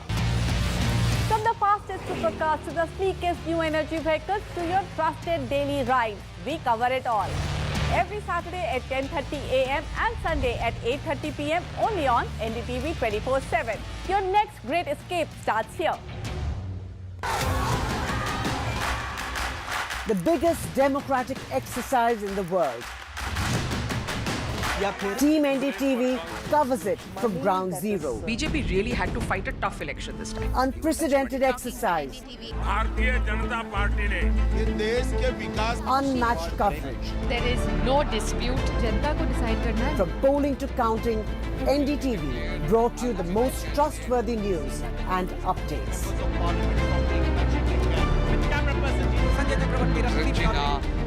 Elections mean NDTV.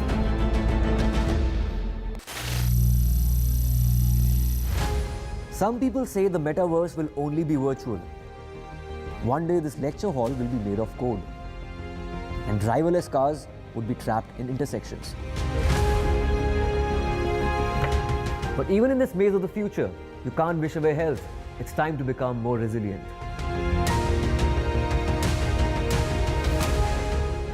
"10 years of Banega Swasth India, we have grown and achieved so many milestones.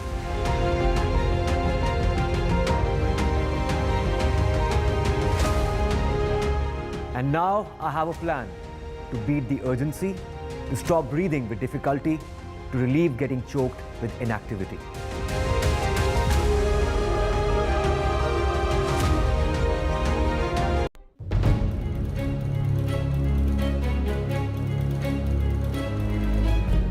Rivers are polluted, groundwater levels are depleting, traditional water harvesting, rain catchment zones are lost to construction, and water bodies like lakes are disappearing. Bottom line, water is one of the biggest challenges globally and in India, and cities going dry is only likely to get worse if we don't wake up. So today, we are focusing on solution providers who are solving for water. Amrit Om Nayak. Recycling water, there is a lot which can be done globally. It is getting done, and like you said, that you can, it's not just grey water, you have the technology to even recycle and make potable black water. So here's my question to you. How wide has the adoption been in between government, commercial institutions, or let's say industry, and residential of Indra's technology? I think Indra's technology is pretty powerful in breaking some of the toughest pollutants. So we started with industries because you have a very high concentration of pollutants going into the freshwater bodies there. And I think we have we have treated over 1.5 billion liters of water. And I mean industrial wastewater there, where we have managed to reduce about 8,000 tons of solid waste or sludge with our technology. We have reduced 5,000 tons of chemicals from being used in wastewater, which are generally harmful, and also offset 1,300 tons of greenhouse gas emissions. When it comes to government, Indra has taken a cautious approach, and we want to slowly scale up our engagement with them, step by step. With commercial and residential societies, we have been focusing on the commercial establishments more, which means hotels or software parks, IT parks, malls, retail outlets. Now, these are places where we're able to create a massive impact. There is a lot of variation in the kind of water seen. So our technology, being electrical, can very quickly adapt to these changes. And that allows us to treat this water very effectively. So over a period of time, we are starting to roll out paper litter models for sewage treatment, which will allow people to, just pay for the service of clean water and the amount of water that they actually use at the facilities. What are the barriers of expansion? Is it your own, ability to produce the recycling units, or the price point, or do you think people just need to know more about it? I think it's a mix of all. Of course, as a growing company, we are trying to produce more. We're trying to increase our capacity in terms of execution, customer support. So those factors do come in. But more importantly, it's about awareness and the right price for water that has to be paid. In fact, in India, water is charged volumetrically, which actually does not incentivize somebody who is generating large volumes of water with lower pollutant load to actually treat it.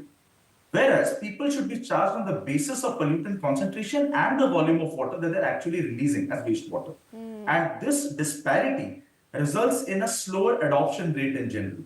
We are, however, seeing this whole trend change a lot. We're seeing adoptions really skyrocket because water scarcity, change in availability of fresh water, and more importantly, the difficulty in treating the new evolving pollutants with existing technologies. All of these are driving adoption rates with our technology. All right. Okay, let's close this discussion with Swapnil. Uruvu, what are the plans of expansion? Are there any barriers, policy level, in terms of adoption, or do you think that is your own ability to be able to produce the machine per se which captures moisture? Sure. So in Bangalore today, we have already scaled it to 4,000 liters per day. And we have a facility where we are capturing this and then distributing this water to a lot of our customers, where we have onboarded almost 45 plus customers in Bangalore. The plan from here is to expand to other cities and geographies, where we can similarly establish, units, I think, which can make anywhere from 10,000 liters to 50,000 liters per day. And the impact, how we measure is it's a bit indirect, because for every liter of water we produce, we are almost saving 2.5 to 3 liters of groundwater, which otherwise would have got extracted and utilized for many other purposes. So that's the indirect impact, that because of our solution, we are saving a lot of groundwater, which can then be left to nurture overall. All right. So I think the expansion plan will depend again on ability to scale and also reduce costs so that wider applications open up. So it's going to be a journey over. All right. So it's your own challenges to solve for, and we hope you can do that. final question from Nikhilesh, because you've got the widest technology which can be adopted and is already getting adopted by cities like Hyderabad. How quick, I mean, it is IoT AI based, so you can very rapidly scale. Do you see any barriers at the policy level in adoption? I would just like to add that we are already over the last 10 years working with 8 states, and 8 states are using our solution. So our solution would be at a state scale, then at a city scale, then river basin scales. So on a state level, we are working with 8 states, 4 solutions are at a country level. And then at a city scale, we are working with 8 cities in Karnataka right now. And from an adoption point of view, I would say awareness is something that definitely is required, that such solutions are there. More often, there is a need to implement. They would like to implement, but awareness lacks. I'm going to have to conclude there, but thank you very much for sharing your technology with us. And we just need you all to scale up faster so that we do not stare at a water scarce country. Thank you so much, Amrit, Swapnil and Nikhilesh, for joining me. An overhaul of our water governance structure and regulatory structure may help deployment of tech solutions faster. And of course, the tech startups themselves need to get maybe lot more funding to be able to scale up. I'm going to conclude by reminding all of us, India is home to 18% of the world's population. It's also growing, but we only have 4% of the world's freshwater resources. So every drop should matter in your apartment, in your office, in your colony. Capturing rainwater during monsoons, is that happening? Ask that question, and if not, make it happen. Goodbye, and thanks so much for watching. On all your questions. Let's see the kind of questions we have for this week's episode.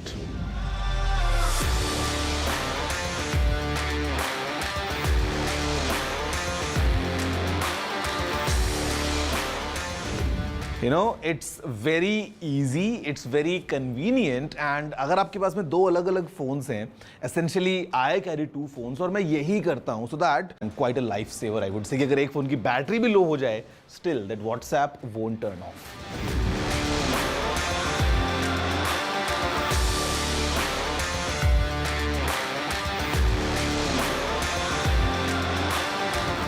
See, it all depends on what exactly you want. If you want a full-fledged Windows machine which gives you this convertible kind of an experience, Surface Pro is a good iPhone.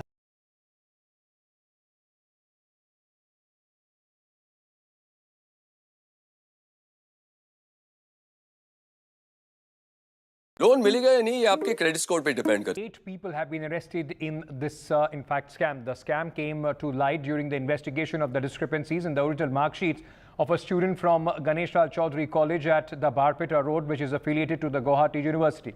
Barpeta Road, where the college found that one student, Azizul Haq, his mark sheet marks are inflated as compared to the marks which were allocated to him by the invigilator. So when the basically the college compared the mark sheet which was given to him by the university and to the sheet that was prepared by who is the head of the ITI Limited, which has signed a MOU with the Guwahati University. So ITI Limited, which is a Government of India undertaking, has basically maintains this integrated database for the Guwahati University.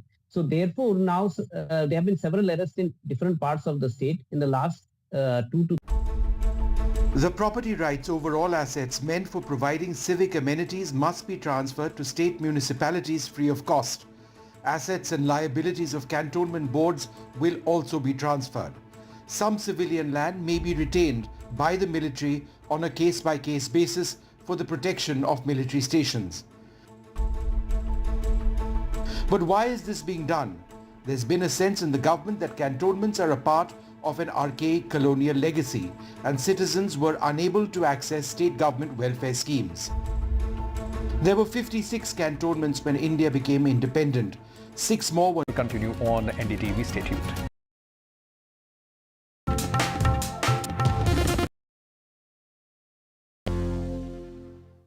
Loan मिलेगा या नहीं ये आपके credit score पे depend करता है। आज ही जाइए पैसाबाजार.com पर और अपना क्रेडिट स्कोर चेक कीजिए फ्री में, क्योंकि लोन की जरूरत किसी को भी कभी भी पड़ सकती है। चल एक्टिंग थोड़ा भेल बनो। पैसाबाजार.com। NDTV proud. Go back to the most commonly used gadget. This is NDTV. And you're watching NDTV 24/7. Hello, Moto.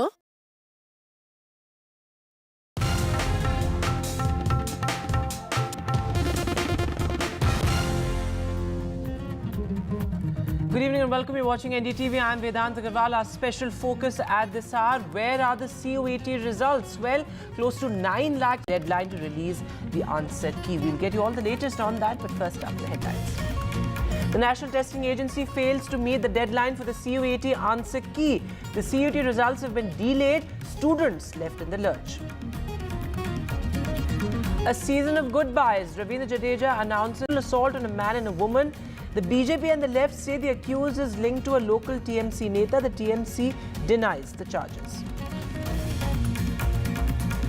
A marksheet scam has been unearthed at the Guwahati University. 9 people have been arrested after the Assam police and the state CID took over the probe.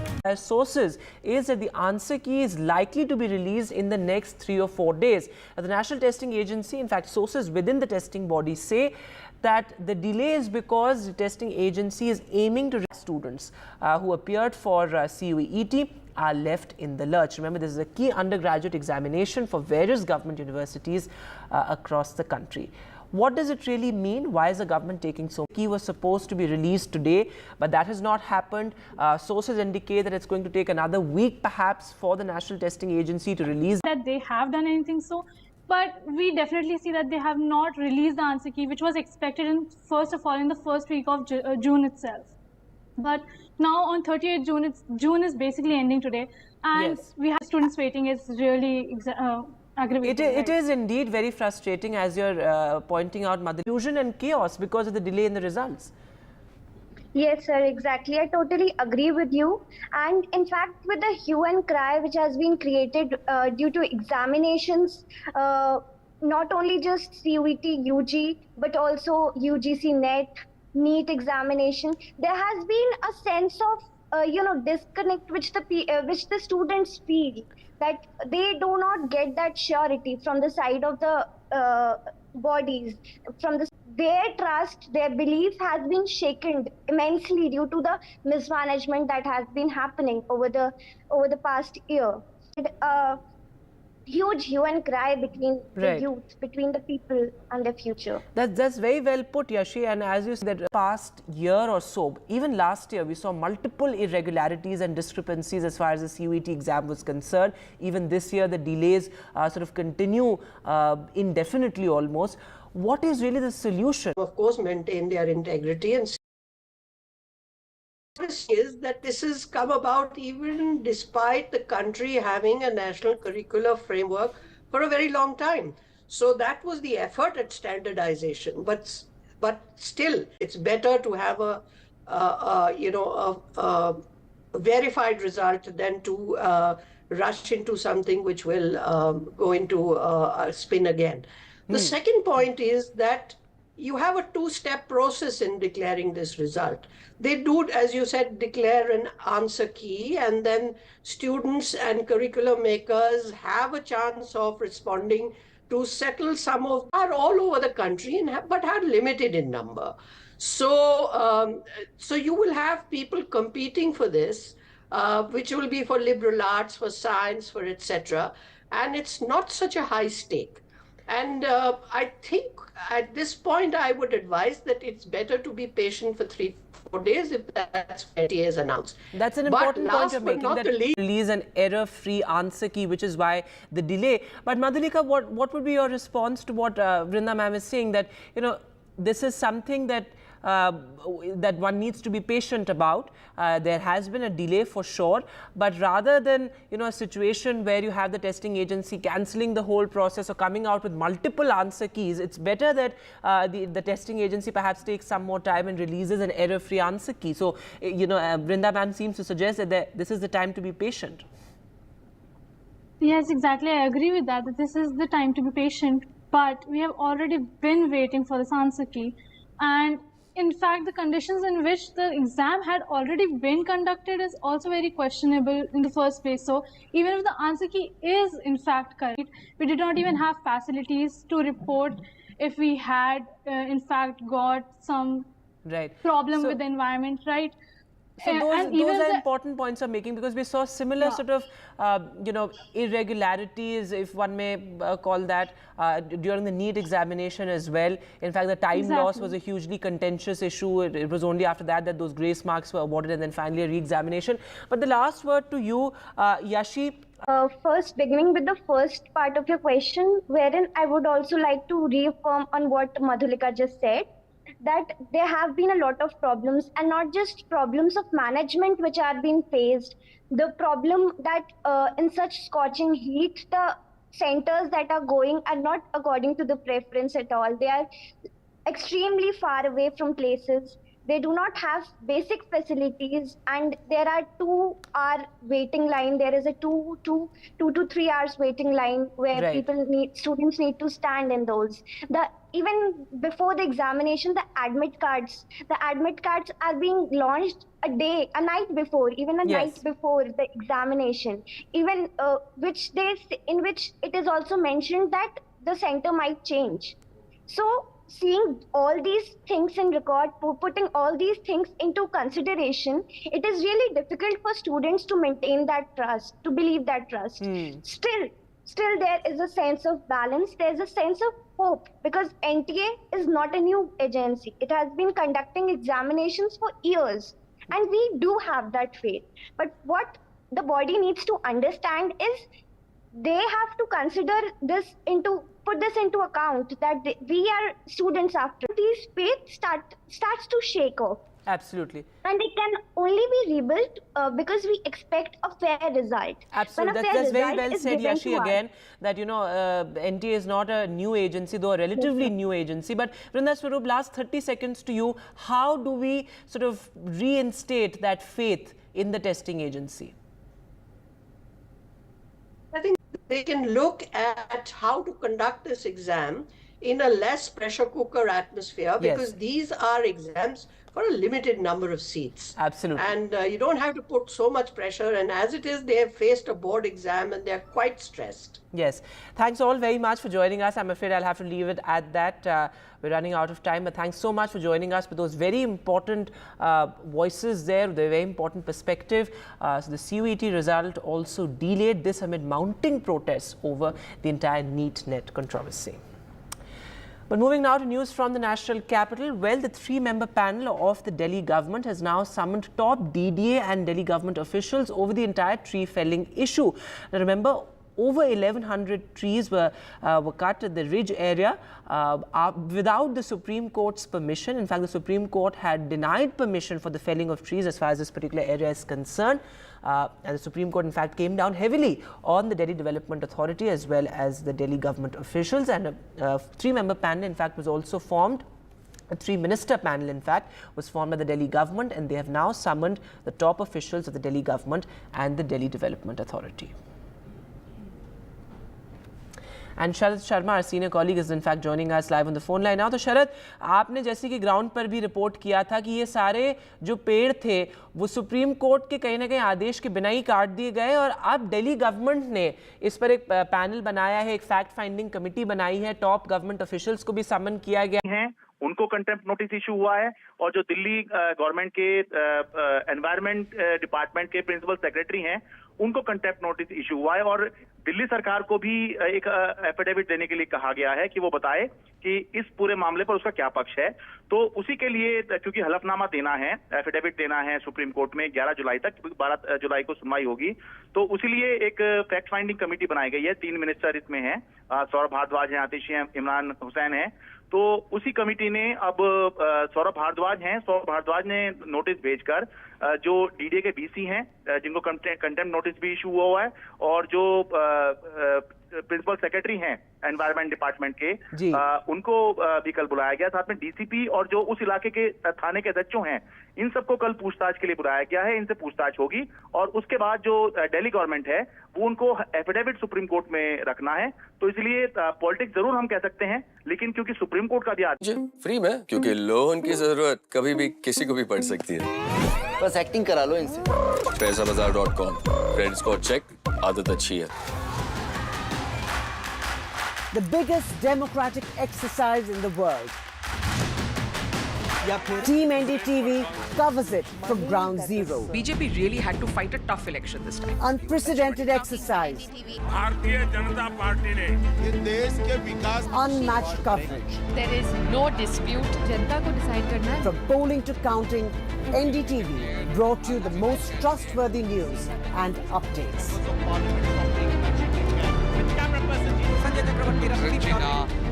Elections mean NDTV.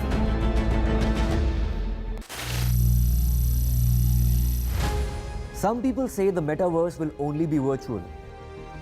One day this lecture hall will be made of code, and driverless cars would be trapped in intersections. But even in this maze of the future, you can't wish away health. It's time to become more resilient.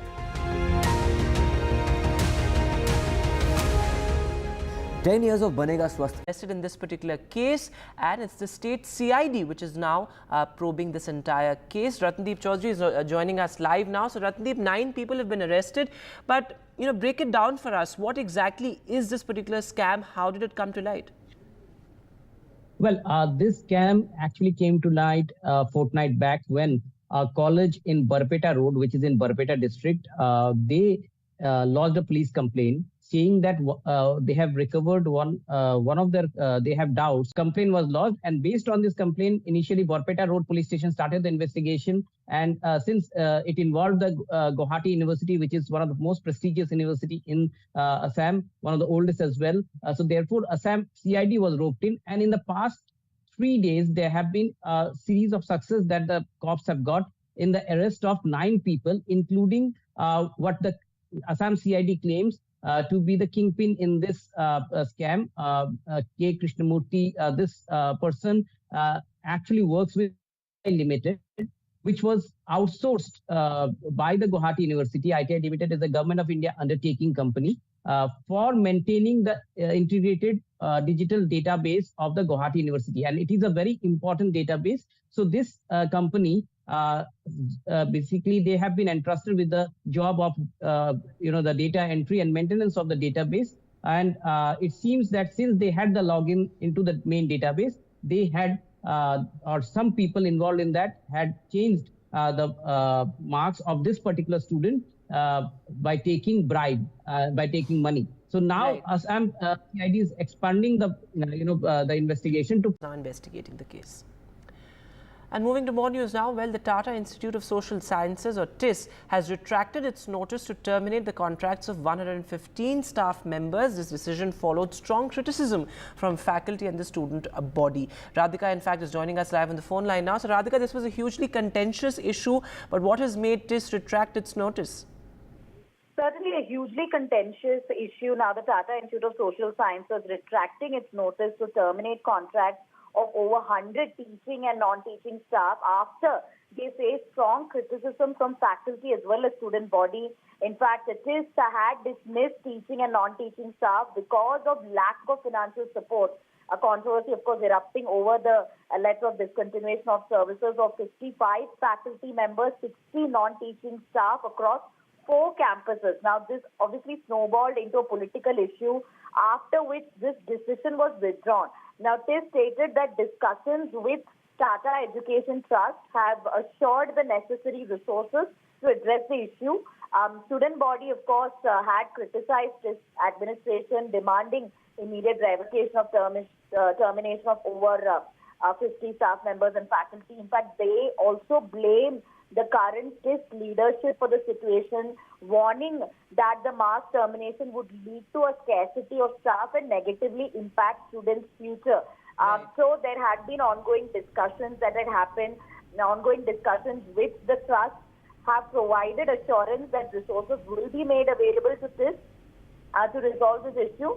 Therefore, the Education Trust committing to release funds for the salaries of project or program faculty and non-teaching staff. So some relief for the staffers there.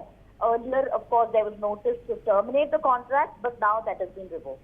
Radhika, thanks very much for joining us with that update there. And there were huge protests from students, etc. as well when the termination was announced. And now TIS says that the Tata Trust has agreed to fund, fund the retraction and sort of the reinstation of all these teachers. With that, we'll take a short break now. News continues on the other side.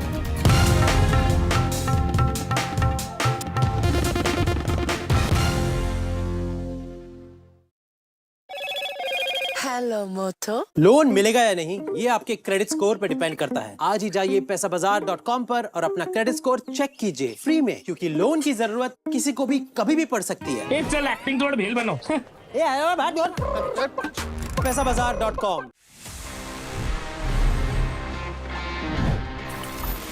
Friends, it's time now to move into my personal favorite section, which is called Ask TG, and it's for a reason, क्योंकि आप मुझसे सवाल पूछते हैं and I get back to you with full details on all your questions. Let's see the kind of questions we have for this week's episode.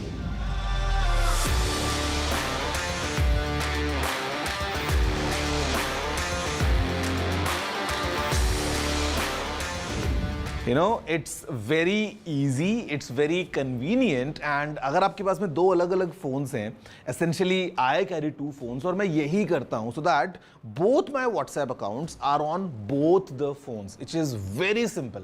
आप केवल you can utilize the option of linking a device, and if you link another device to your main account, essentially you have same WhatsApp दो अलग-अलग phones पे.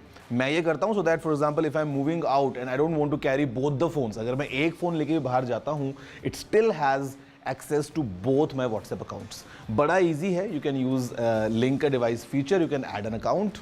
Quite easy, quite useful and quite a lifesaver I would say कि अगर एक phone की battery भी लो हो जाए, still that WhatsApp won't turn off.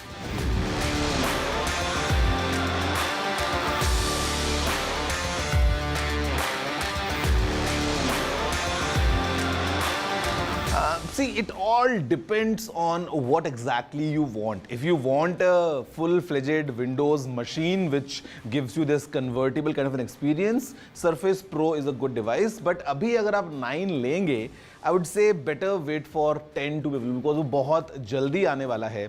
So 9 को आए हुए थोड़ा time हो गया है. So better you go with the Surface Pro 10 compared to the 9 right now.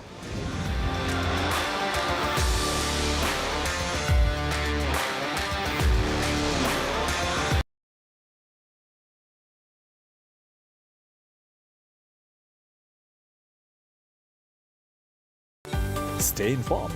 Hello and welcome to Turning Point. Well, there have been many turning points since last night. Indian team winning their 6th ICC title, also the 2nd T20 World Cup after a close finish against South Africa, and with that marked several departures, several stalwarts left the stage. It was a bittersweet moment for all the fans of Indian cricket who started following the game, loving the likes of Rahul Dravid. He retired as the coach of India. Virat Kohli and Rohit Sharma put their hands up in the long list of retirements because they too now have departed from T20 cricket. Absolutely, Vika. It was indeed a bittersweet moment for Indian cricket fans on Saturday night. On one hand, India lifted an ICC trophy after 11 long years, fulfilling the dreams of over 1 billion people.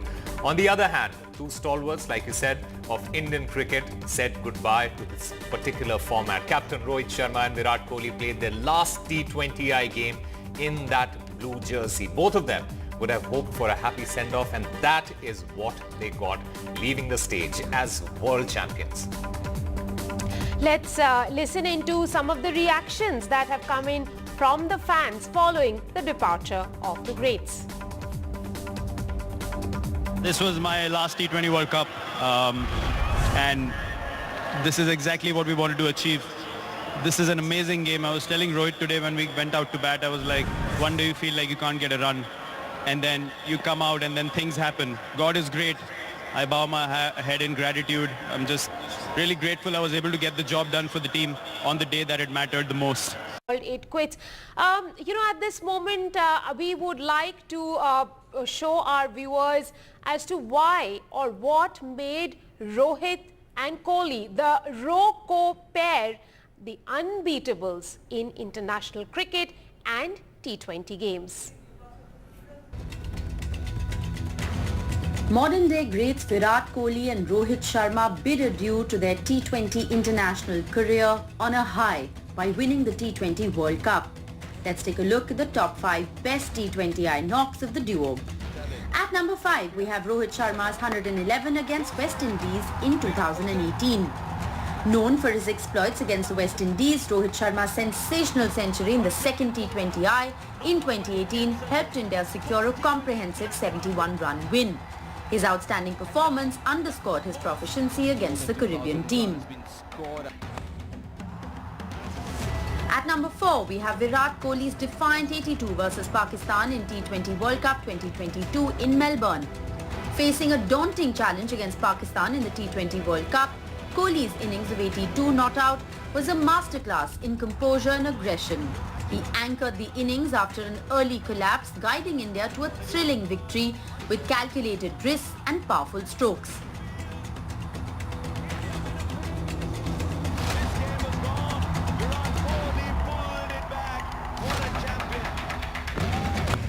At number 3, we have Rohit Sharma's 92 runs of 41 balls versus Australia in the Super 8s of the T20 World Cup 2024. Leading from the front, Rohit Sharma's blistering knock of 92 of 41 balls against Australia in the T20 World Cup 2024 showcased his dominance and skill. This innings was instrumental in India's comfortable victory, highlighting his ability to perform under pressure. At number 2, Virat Kohli's match-winning 82 versus Australia at the 2016 T20 World Cup in Mohali. In a crucial T20 World Cup match against Australia, Kohli's unbeaten 82 not-out guided India to victory. He played a pivotal role in chasing down Australia's target of 161, with his aggressive batting turning the game in India's favour. At number 1 comes the best Ro-Co moment when both Virat Kohli and Rohit Sharma built a solid partnership of 138 runs versus South Africa on the 2nd of October in 2015. This match showcased a brilliant partnership between Virat Kohli and Rohit Sharma after Shikhar Dhawan's early dismissal. Kohli's contribution was crucial as they built a partnership of 138 runs, showcasing their batting prowess against a strong South African side. These innings not only reflect the individual brilliance of Virat Kohli and Rohit Sharma, but also their ability to perform together in high-pressure situations that led India to a memorable victory. With Sejal Gupta, NDTV Bureau Report. Well, those were some emotional moments there last evening after India lifted the trophy, the ICC T20I World Cup trophy. Rohit Sharma and Virat Kohli saying goodbye to this particular format. What they have achieved over the years in this very format, something that a lot of youngsters would be hoping to achieve one day. In fact, when you look at their records, Rohit Sharma in T20I, 5 centuries as a captain, most number of sixes in this particular format, over 1,000 runs by leading India, most sixes by an Indian in T20I, setting records for other players and for other youngsters to follow. And then you look at what Virat Kohli has done. He has in fact scored over 4,000 runs in international T20Is, 125 T20 internationals, strike rate of over 135, second most runs in T20 internationals, and most number of 50s in T20I cricket. So there are some of these records. It's going to be very, very difficult to break those records. But Rohit Sharma and Virat Kohli, what are you feeling at this point? Because we have been waiting for Virat Kohli to lift that trophy for a very, very long time. And it is finally here. Congratulations to everyone in the country, to the congratulations to Indian team, the support staff, the coaches, the select. Viewers a little bit about what he meant by letting go of his ego as a batter. No, I mean, what I feel he meant that he had some few failures before this inning and possesses and the kind of talent that he has had over the years. There was a time when people had a lot of questions over, and he has adapted all the three formats very well. Rajkumarji, he was a part of the team when India lifted the 2011 World Cup. He was one of the team that everybody looks at, and he knew his responsibility, his role this time. In 2011, he was a youngster who was very passionate, hardworking, a very talented guy. But by the time 2024, he was a established player. He was a senior pro, and he had a lot of responsibility. All right. Rajkumarji, the prowess of a cricketer, it's mostly judged on the basis of the skill that he possesses. But a lot of people don't talk about the mental side of the sport and the mental side of the person that Virat Kohli is. How would you rate him as somebody who's mentally so tough and always willing to make a comeback even when he is absolutely written off? That mental toughness, talk to us about the kind of mental toughness that Virat Kohli possesses. You know, everybody has seen he's a very mentally tough guy, and he has faced a lot of difficult situations. And fortunately for him, very few failures have come in his cricketing career. Once in 2014 against England, then one at COVID time when he was not getting big runs. That was not a failure time, but he was not getting big runs, which was expected out of him. But he was very sure of himself. He's got a very good head on his shoulder, and he's very strong mentally, I would say, because that is why he has done so well against the tough oppositions. If you see, he has always performed well against Pakistan and Australia. And I mean, he loves challenges, he loves tight situations, and he has always done well against the tough teams. That is his character, and that shows his mental strength. Rajkumarji, very intrigued, very keen to know what is it that aided Virat Kohli to come to this decision of calling it quits in T20 cricket. Was there a moment, was there something, some event, incident that led him to believe that this is time and this is the moment that I should move on? I think he has set a very good example for others, you know, like leaving at the highest point, you know, India winning the World Cup, he's man of the match of the finals. So what else, could be the height of leaving a particular format? I'm sure he would be playing the other two formats for maybe more years, and he felt that this is the time that youngsters should take over, and I really appreciated his decision and backed it also. And do we see him play the IPL, or this is it? No, why not? He'll play IPL maybe for another so many years. Rajkumarji, thank you very, very much for joining us on the broadcast and sending our best wishes and many, many congratulations to you at this hour. May you continue to create and craft such disciples as Virat Kohli. Thank you. Thank you. In fact, we are also here with our other guests at this time, Abhishek Nair and Ritendra Sodhi, along with Ashok Paji. Gentlemen, I hope you guys partied well because I did, and I'm being forced by Rika to sit here and make sure that we do the show today. So just saying. Abhishek, I want to start with you. When you talk about somebody like Virat Kohli and Rohit Sharma, what is that legacy that Rohit Sharma, let's talk about Rohit Sharma first. What is that legacy that Rohit Sharma leaves as a player and as a captain for you? Well, I think as a player, the legacy, it's pretty out there in terms of how he's batted. For me, the positive shift in his mindset towards a batsman to go out and try to dominate, play shots from ball one, be aggressive, change this timid India mindset to an aggressive Indian mindset. I think that is his legacy as a batter. As a captain, I feel the legacy, barring the championship, that the obvious championship that he's won, is the team is left behind. Because you look at this team and you look at, a Virat Kohli leaving, a Rohit Sharma leaving, but everyone else in that team is a young team that the next skipper is going to inherit. So I feel a great captain's legacy is not about what he's done in his tenure, but it's also about what he's left behind. He's now left behind a Surya Kumar Yadav, a Rishabh Pant, a Hardik Pandya, Jasprit Bumrah, Mohammad Siraj, Kuldeep Yadav. So you've got the next brass of Indian cricket all ready to take on T20 cricket to another height. And I feel that is the Rohit Sharma legacy, because everyone in that team has been handpicked by Rohit Sharma and Rahul Dravid. So collectively, it's not only what he's achieved, but what he's left behind for the others to take forward.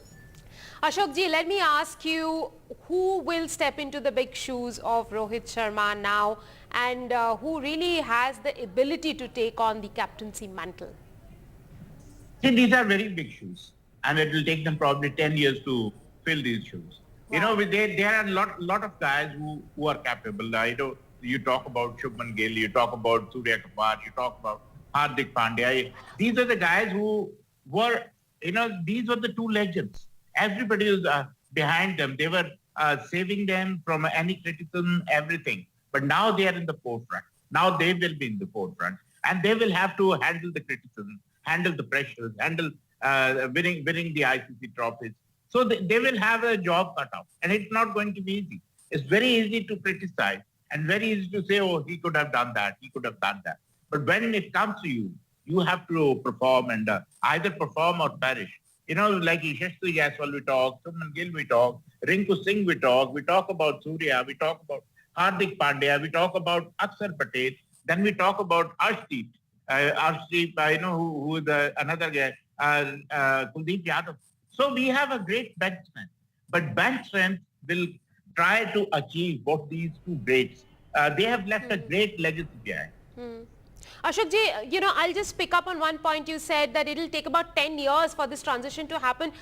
Do you actually think it'll take that long? Because Dhoni to Rohit Sharma, the healthy system in our BCCI has done wonders, and this is why we achieve all these things and why the 140 million people expect Team India to achieve it. Absolutely. And Ravindra Paji, talking about Rohit Sharma, he has led India from the front, and we saw that change in approach after the 2022 T20 World Cup. How important was it for somebody like Rohit Sharma to put up his hand and say, look, we need to change?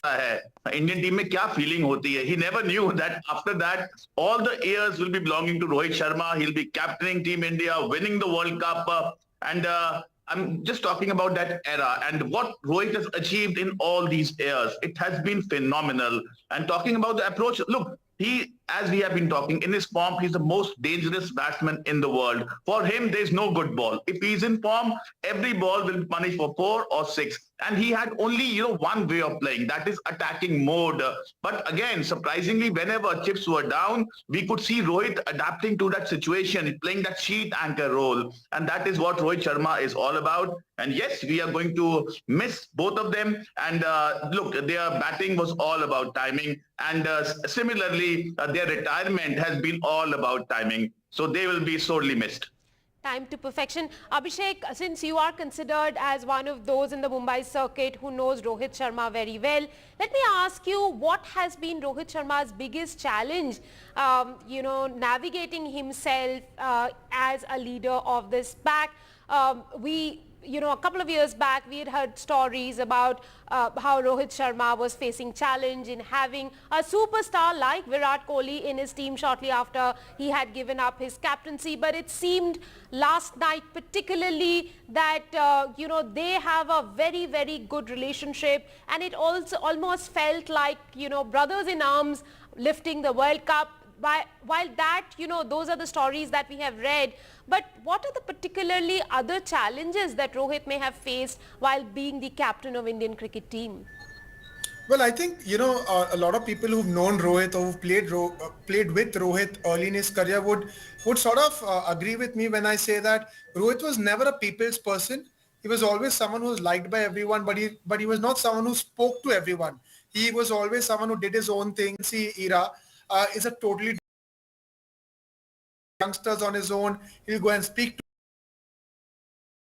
to someone who never did that. So I feel his biggest challenge has been very intrinsic. It's been about the internal. Will go on to become the biggest star from India. The one man he picked out was Rohit Sharma. He said, watch out for this man. He will be your greater than skills. Ashok Paji, as a captain, would Rohit Sharma have questioned himself? And he will not boss you around. He's a team man. He's one of the boys. He's not the leader of the boys. But in other words, when he was taken away from him, which was very unfair, and the way it was done. But he played the IPL trophy. Thank you very much, gentlemen, for joining us here all through the World Cup and getting us those fantastic perspectives. Keep celebrating, and maybe Indian cricket now has opened up the flood. 20 cricket बहुत fast cricket है. आने वाले दिनों में उसको test match cricket में भी, test championship में फोकस करना है. Edition of Turning Point. Thank you very much for watching.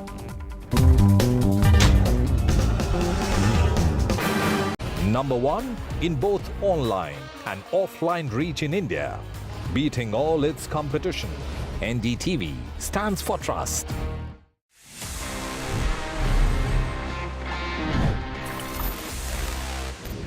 Moving next, because हम gadgets की बात कर ही रहे हैं, let's just go back to the most commonly used gadget that we all have in our pockets, the smartphone. और अगर हम इसको analyze करें तो आपको लगता होगा this is just a device उसको, but इसके अलावा normally we have from 15 to 20 different kinds of sensors working round the clock to make sure कि जो आपका experience है वो बहुत अच्छा हो जाए. I'll give you a few examples. For example, we have the product, it's all for the altitude, and ये help करता है paired with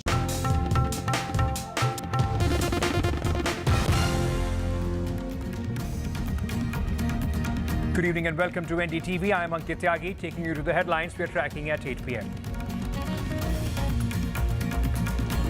In Bengal's Islampur video assault case, after a disturbing video goes viral showing brutal assault on a man and a woman, the police arrest attacker in the video. BJP and T20 cricket. Now Ravindra Jadeja announces retirement from T20 internationals. Virat Kohli and Rohit. The Islampur police in West Bengal have confirmed they have registered a case and have arrested the accused. The video shows the victims being assaulted with the stick several times in the presence. Meanwhile, BJP has also jumped onto this video. Amit Malviya, sharing this video, has said that close associate of Chopra MLA Hamidur Rahman, who is from the TMC, the video shows a woman and a man being struck with stick, as somebody called Tejamul, who is also known as JCB. These visuals, ladies and gentlemen, on your screens right now, and one you see this man, in fact, being taken into police custody, being taken inside the police station. Meanwhile, on the other hand, is the viral video in which he's seen beating two victims. Saurabh Gupta, my colleague, now joins us with more details at this moment. Saurabh, this has been an embarrassing incident for the TMC government there, and this man who's now supposedly in police custody, walking in with the air of as if nothing wrong. The police, even in his arrest, seems to be, at this moment at least, in the visuals that we are getting, seems to be quite cagey as far as this man is concerned. Is he from the TMC, and what is the government saying about it? Well, there is no sort of official confirmation or official word on his being linked to the TMC. That's an allegation that the opposition has made, and at this point, it remains that it's an allegation that the opposition has made. Having said that, the police have earlier said in the evening that they were looking to arrest him after this video went viral, and it seems they picked him up and brought him to the police station, and he should be placed under arrest soon. So, what is clearly a very heinous crime of beating up two people very brutally, as seen in the video. Now, the Trinamool MLA, who of course is from that area, against whom the BJP said and the left said that, the BJP, especially Amit Malviya in that tweet said that, he's close to this MLA. That MLA has also reacted. In fact, we have a bite from that MLA as well. Of course, that's the latest on this. The police have now picked up this man who's seen in those visuals brutally beating up a lady. And that lady has now, of course, been the lady has not been identified, but obviously the accused has been identified by the opposition parties on Twitter, and the police have now arrested him, having got the information and having seen the video of that violent crime and what seems to be a case of street justice here, something that can be seen in the visuals where a woman is being beaten up and a man is being beaten up by this man who's now in arrest, who's of course probably wearing the same set of clothes. You can see, of course, that black t-shirt and the blue jeans that he was wearing. But he's now being picked up, obviously, by the police, and he should be placed under arrest. Saurabh Gupta reporting there. I'll give you some specific examples rather than what about. A couple of days ago, Mamata Banerjee, the Chief Minister of the state, as well as our party chairperson, started a movement where illegal encroachment on government land, whoever has done it, right from Sandesh Khali, now it is everybody understood that it was a concocted story. So my humble point is this: anybody who does a heinous crime like what we have seen in this video, again I am saying, in Mamata Banerjee's Bengal, irrespective of what his political affiliation is, what his caste, creed, color or religion is, he will face justice. I get that, Mr. Datta, but answer me this, sir. You're right. The police, there is one aspect, the legal aspect, where if somebody has done some crime. 3 years in a row, and Bengal is one of the safest states in this country. Have we not seen such horrific incidents in the country's capital in Delhi? Have we not seen this in Uttar Pradesh, Madhya Pradesh and other places where people have been seeing, BJP netas have been seeing, pissing on Dalit youth? We have seen atrocities committed. Okay. Unfortunately, in a civilized society also, there are some goons, some criminals who get involved in these sort of criminal activities. Okay. But the point of the matter is whether the administration and the ruling party is taking a stand, whether they are facing the law or not. And in Bengal, they will face the law and they will not be spared no matter who they are. Let me get a reaction from Mr. Bribal on this, ma'am. As Mr. Datta is saying, that don't try and paint this as a Bengal-specific problem. This whole, criminalization or the violence as far as politics is concerned. We have seen many such examples from other states as well, is his point.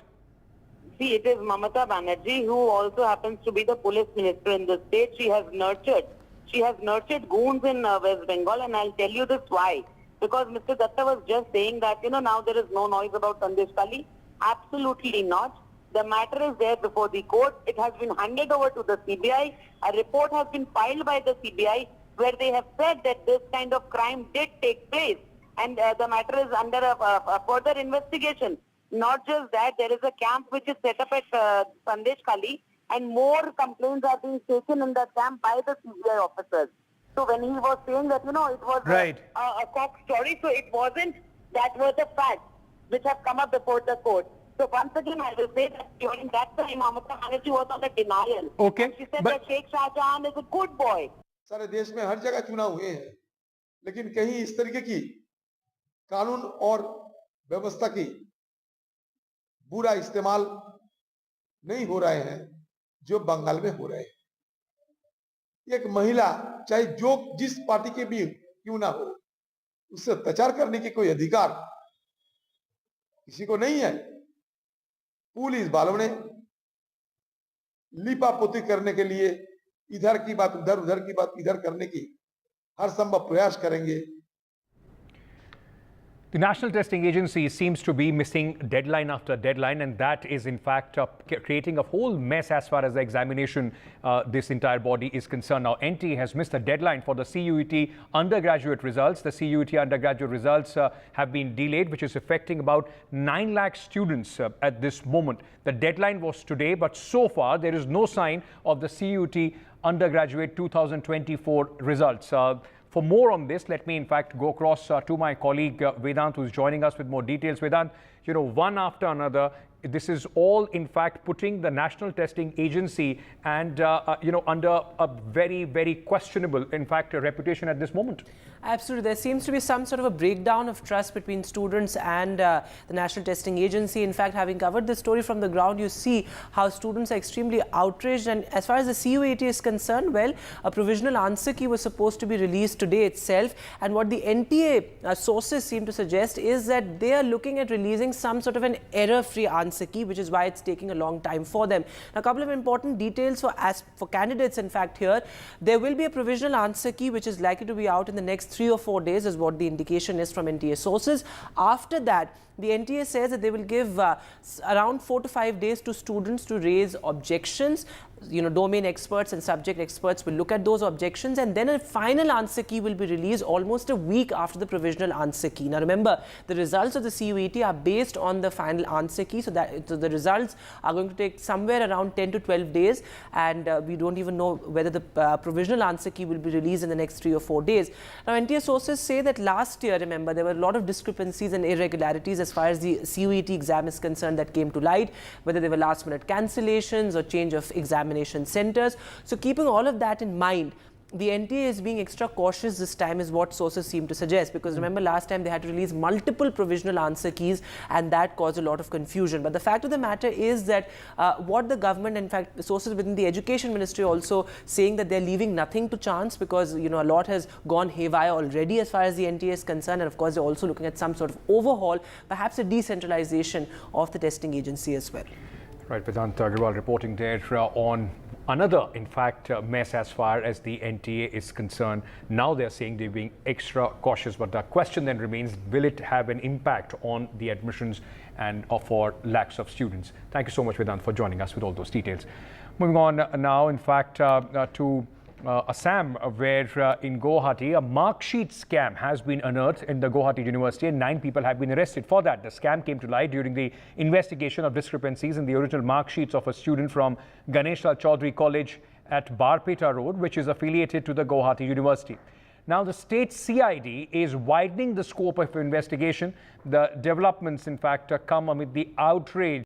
Higher than the marks which were given to the students by the paper checker who had checked the paper. So the paper checker sent the marks separately to the university, and then K. Krishnamurthy, this person actually works with Limited, which was outsourced by the Guwahati University. ITI Limited is a Government of India undertaking company for maintaining the integrated digital database of the Guwahati and a similar nexus. And in fact, today as well, there have been another arrest from Darang district, another middleman. So in total, from 5 different places in the state, there have been arrest of 9 people, and the investigation continues. Guwahati University has said that they have started their internal probe. However, the Guwahati University really has to come clean over how it did not have a monitoring system over a third-party operator which was handling such an important database. The Congress party has raised the issue of COVID curbs on Parliament reporters. Congress MP has in fact said COVID curbs are hampering fair coverage of the parliamentary proceedings. Congress MP Manikam Tagore has written to the Lok Sabha Speaker and has asked him to lift the COVID curbs on journalists. The Congress MP has said the restrictions in the name of COVID protocol, enough space in the new parliament for reporters, and the Congress MP has also said that you should restore the old system of the parliament coverage.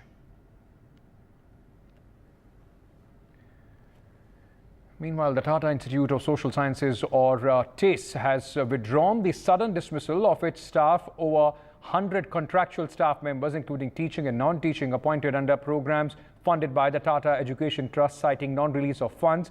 The move came after the trust assured resources will be made available to TIS. The announcement was made via circular released today. Certainly a hugely contentious issue now. The Tata Institute of Social Sciences retracting its notice to terminate contracts of over 100 teaching and non-teaching staff after they face strong criticism from faculty as well as student body. In fact, it is had dismissed teaching and non-teaching staff because of lack of financial support. A controversy, of course, erupting over the letter of discontinuation of services of 55 faculty members, 60 non-teaching staff across 4 campuses. Now, this obviously snowballed into a political issue, after which this decision was withdrawn. Now, it is stated that discussions with Tata Education Trust have assured the necessary resources to address the issue. Student body, of course, had criticized this administration, demanding immediate revocation of termination of over 50 staff members and faculty. In fact, they also blame the current leadership for the situation, warning that the mass termination would lead to a scarcity of staff and negatively impact students' future. So there had been ongoing discussions that had happened. Ongoing discussions with the trust have provided assurance that resources will be made available to this to resolve this issue. Therefore, the Education Trust committing to release funds for the salaries of project or program faculty and non-teaching staff. So some relief for the staffers there. Earlier, of course, there was notice to terminate the contract, but now that has been revoked. Slipping into a short break at this moment, news and updates will continue after these commercial messages.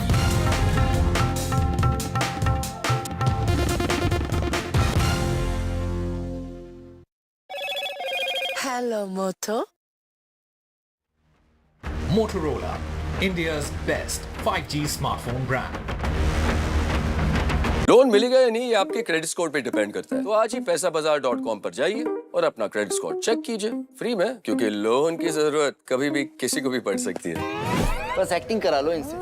पैसाबाजार.com, credit score check, आदत अच्छी है। NDTV proudly upholds its legacy of trust and credibility.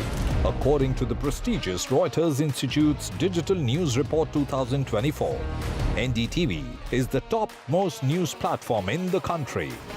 Number 1 in both online and offline reach in India. Beating all its competition, NDTV stands for trust.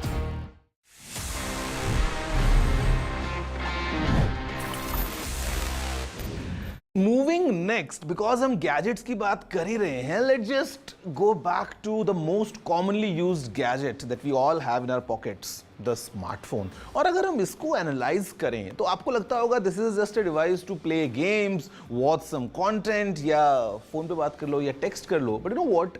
There's a lot happening behind the scenes because this small little device is packed with multiple sensors. हो सकता है आपने सुना होगा about accelerometer या gyroscope कि कैसे ये sensors काम करते हैं। जब आप अपनी गैलरी में किसी फोटो देखते जब फोन को रोटेट करते हैं तो फोटो रोटेट हो जाती है, all thanks to accelerometer। या फिर जैसे आप जब गेम्स खेलते हैं तो how you can use some gestures, all thanks to gyroscope। But इसके अलावा in a standard smartphone, normally we have from 15 to 20 different kinds of sensors working round the clock to make sure कि जो आपका experience है वो बहुत अच्छा हो जाए। I'll give you a few examples. For example, we have the proximity sensor. ये सेंसर स्क्रीन के ऊपर यहाँ लगा होता है and basically the idea is to detect कि क्या आपका फोन आपके चेहरे के पास है या नहीं है। So when you pick up a call and put the phone next to your face, the screen goes dark, या फिर जब आपका फोन पॉकेट में होता है the screen goes off and battery consume नहीं होती है। Second sensor is the ambient light sensor, जो कि आपके फोन में ऑटो ब्राइटनेस के लिए काम करता है because it analyses what's the ambient light is and उसके अकॉर्डिंग आपके स्क्रीन की ब्राइटनेस को एडजस्ट करता है। Next we have a barometer. आपको लग रहा होगा बैरोमीटर का फोन में क्या काम है? You know what, it's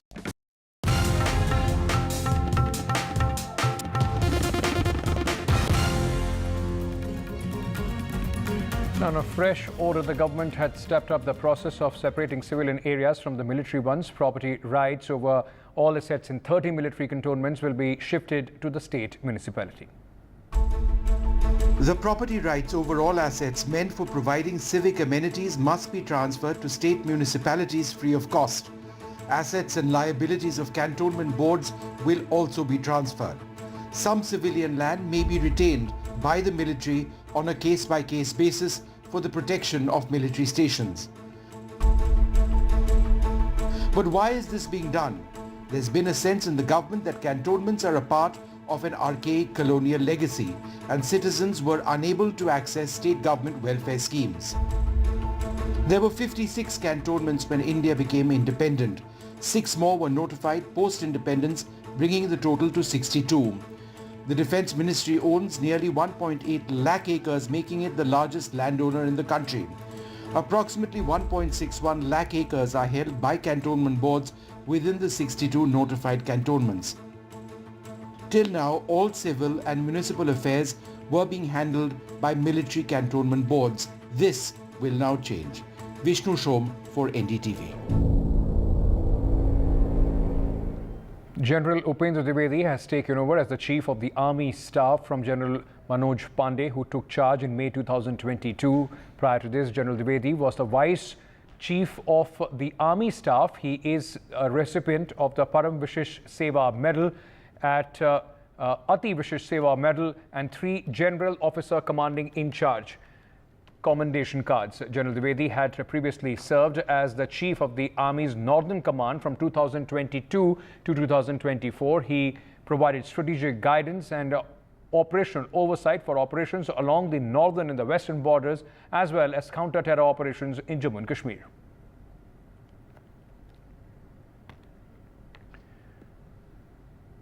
Indian all-rounder Ravindra Jadeja announced their retirement from T20 internationals after winning the ICC Men's T20 World Cup 2024, beating South Africa in the exciting final on Saturday. Now this after Captain Rohit Sharma and Virat Kohli announced their retirement after winning the World Cup.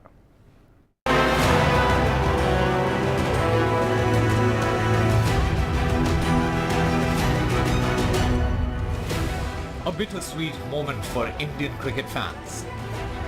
On one hand, India lifted an ICC trophy after 11 long years, fulfilling the dreams of over 1 billion people. On the other hand, 3 stalwarts of Team India said goodbye to the shortest format. With the win in the final of the T20I World Cup, Captain Rohit Sharma, Virat Kohli and Ravindra Jadeja have now played their last T20 international in the blue jersey. All 3 hoping for a happy send-off, and that is what they got, leaving the stage as world champions. An emotional Rohit Sharma hit the ground, crying his heart out. The weight of an entire nation lifted from his shoulders. मैंने सोचा नहीं था कि T20 retire करूंगा मैं, but situation ऐसा आ गया. I thought it is the perfect situation for me, and nothing better than winning the cup and saying goodbye. Australia win the World Cup for the 6th time. Rohit Sharma had come close to lifting an ICC trophy on 3 occasions in the past, falling short every single time. But not this time around. The hitman finally breaking the curse of the last 11 years. His partner in crime, Virat Kohli, equally emotional, said that irrespective of the result in the final, it would have been his last game for India in this format. This was my last T20 World Cup, and this is exactly what we wanted to achieve. This is an amazing game. I was telling Rohit today when we went out to bat, I was like, one day you feel like you can't get a run, and then you come out and then things happen. God is great. I bow my head in gratitude. I'm just really grateful I was able to get the job done for the team on the day that it mattered the most. King Kohli, who didn't have a great World Cup tournament until the final, came to the party when it mattered the most. And just a day later, India all-rounder Ravindra Jadeja called curtains on his T20I career as well. The man, famous for his sports-swinging celebration, showed his warrior spirit throughout his time in the sun, winning 4 IPL trophies and a T20I World Cup. Jadeja announced his retirement on social media, where he said, "Winning the T20 World Cup was a dream come true, a pinnacle of my T20 international career. Thank you for the memories, the cheers and the unwavering support." It is an end of an era for Indian cricket, with the likes of Rohit, Virat and Jadeja taking a back seat and paving the way for the next generation to come and continue the good work. Usama Shab for NDTV. All right, that's all the time that we have in this edition. News and updates continue on NDTV. Stay tuned.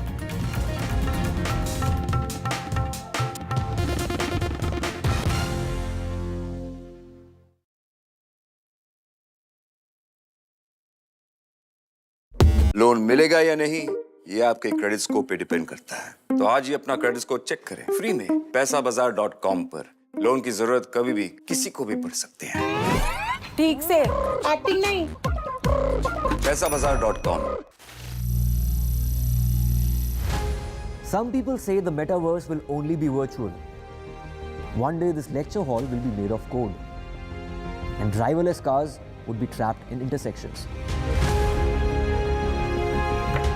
But even in this maze of the future, you can't wish away health. It's time to become more resilient.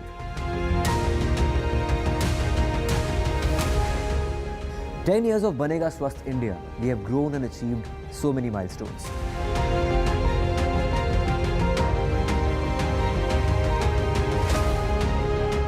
And now I have a plan to beat the urgency, to stop breathing with difficulty, to relieve getting choked with inactivity.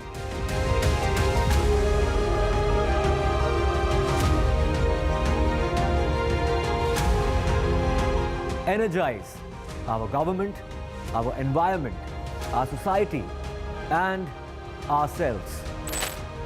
Everyone, everywhere, every day.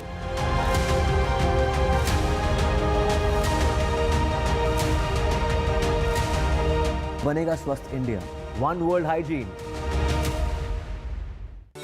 Stay informed and entertained with the new and updated NDTV News app.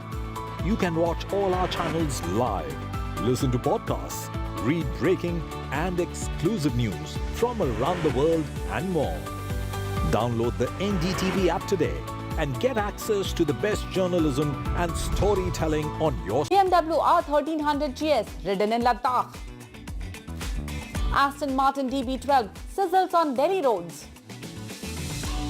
Bigos RUV 350 electric scooter walk around. You are in the market to buy an SUV, but you're also somebody who's environmentally like the Volvo, and that's why in this scorching heat of Delhi we have a very hot comparison for you guys that involves the Hyundai Ioniq 5, Kia EV6 and the Volvo C40 Recharge. We have some exciting tests lined up for these electric cars. EVs, they're all about torque. With torque comes in quick acceleration run, and that's what our first test is. 0 to 100 kmph speed runs is what we'll do with the C40 Recharge, the Ioniq 5 and the EV6. Now since we are in this car, I'll give you a brief about this one. Well, it comes through the CKD route to the Indian market and gets a powerful electric motor and battery setup with an ARAI range of roughly 530 kilometers.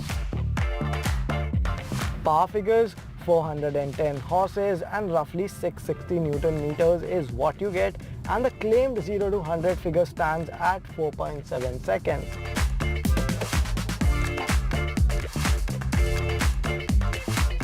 Now this is a very flush but a slightly plain looking cabin. This touchscreen might look archaic, but I like it. After all, it is simple, no nonsense stuff and is powered by Google.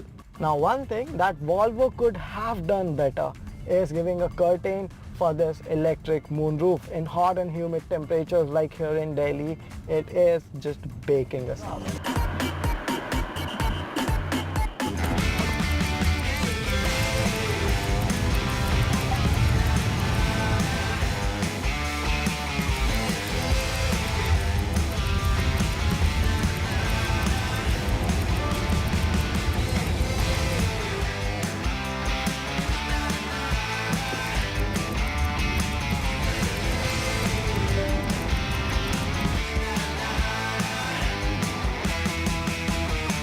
But which one is the quickest of the lot? Well, results are on your screen.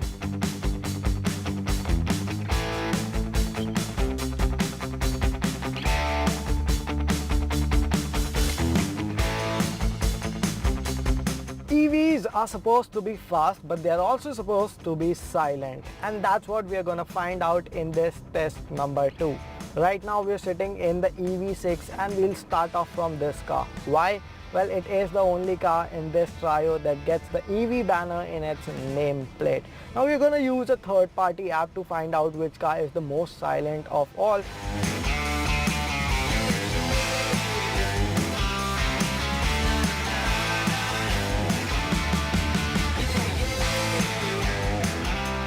Now we are doing this test in the same environment and identical AC settings for all cars. Now talking of EV6, it uses a skateboard architecture. So what you get is a battery pack underneath your floor and 2 motors, one on the front, one on the rear, giving you an all-wheel drive layout. This car is certainly fast and it certainly seems silent.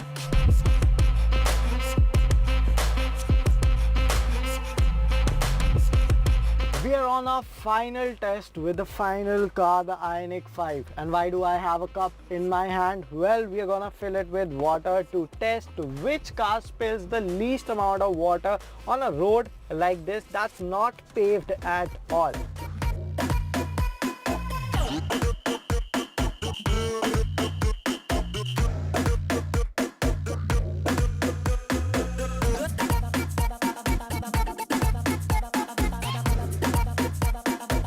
The Volvo wins this test as well with the least amount of water spillage, also signifying that a stiff ride on tarmac doesn't always equate to a bad ride on jolty roads.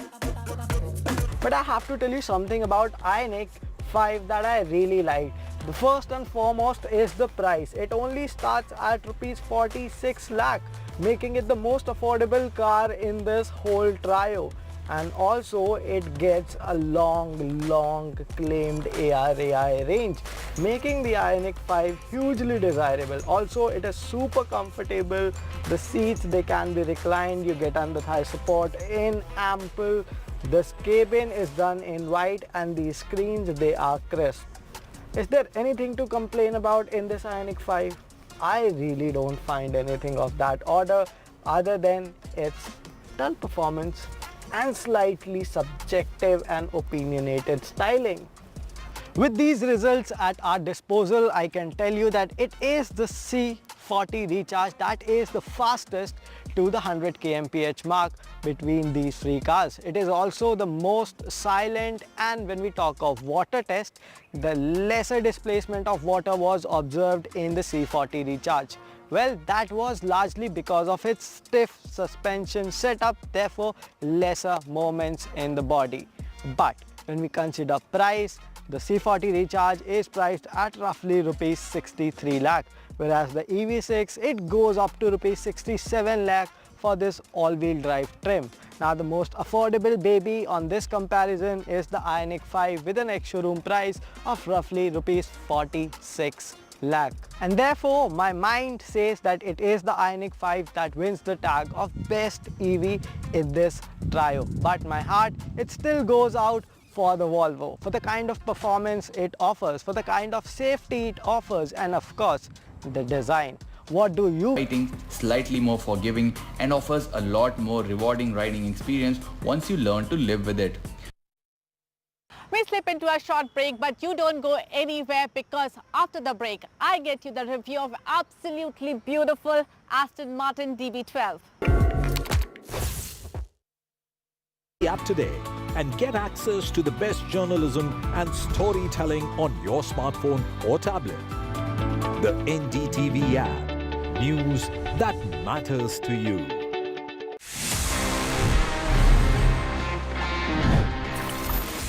So basically, अगर आप Android use करते हैं या iPhone use करते हैं, doesn't matter, आपको दोनों ही operating systems में बहुत इजी ऑप्शन मिल जाता है जहाँ पे you can go to the settings and वहाँ से you can mute your unknown numbers, या Android में you can block calls from unknown numbers.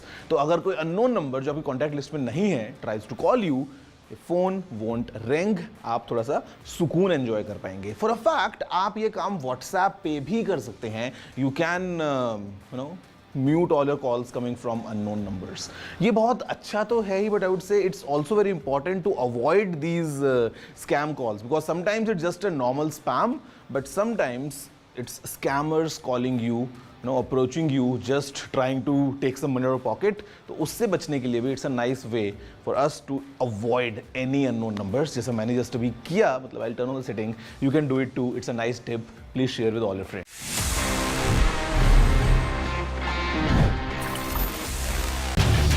Get ready for the ride of your life.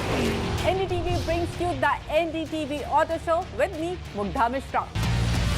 From the fastest supercars to the sleekest new energy vehicles to your trusted daily ride, we cover it all.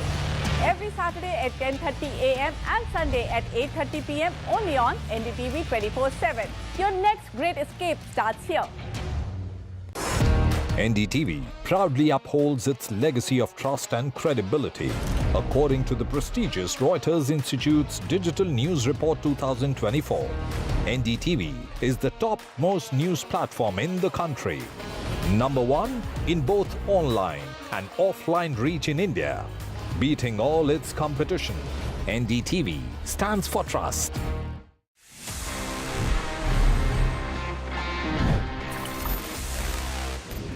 Moving next, because हम gadgets की बात कर ही रहे हैं, let's just go back to the most commonly used gadget that we all have in our pockets, the smartphone. और अगर हम इसको analyze करें तो आपको लगता होगा this is just a device to play games, watch some content या phone पे बात कर लो या text कर लो. But you know what?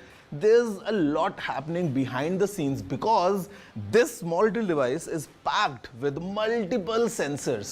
हो सकता है आपने सुना होगा about accelerometer या gyroscope कि कैसे ये sensors काम करते हैं. जब आप अपनी गैलरी में किसी फोटो देखते जब फोन को रोटेट करते हैं तो फोटो रोटेट हो जाती है, all thanks to accelerometer. या फिर जैसे आप जब गेम्स खेलते हैं तो how you can use some gestures, all thanks to gyroscope. But इसके अलावा in a standard smartphone, normally we have from 15 to 20 different kinds of sensors working round the clock to make sure कि जो आपका experience है वो बहुत अच्छा हो जाए. I'll give you a few examples. For example, we have the proximity sensor.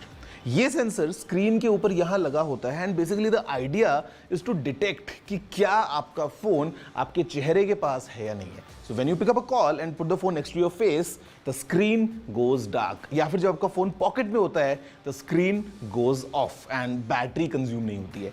Second sensor is the ambient light sensor, जो कि आपके फोन में ऑटो ब्राइटनेस के लिए काम करता है because it analyses what's the ambient light is and उसके अकॉर्डिंग आपके स्क्रीन की ब्राइटनेस को एडजस्ट करता है. Next we have a barometer. आपको लग रहा होगा बैरोमीटर का फोन में क्या काम है. You no Tom purple color. The front of the signature 6-vane grille, which is larger and more pronounced, giving the car a bold and assertive look. The sleek, narrow LED headlights add to its fierce stance. The hood features prominent lines that direct the eye towards the Aston Martin's logo in the center. The XL-size hood, short overhangs, and wing opening of the frameless doors. But it is not all just style. The roofline slopes gently and flows seamlessly into the rear for better aerodynamics. The rear of the DB12 is and they look also very good and just perfect for your long drives. You don't get a sunroof here and I really appreciated that on a day like today, which was excruciatingly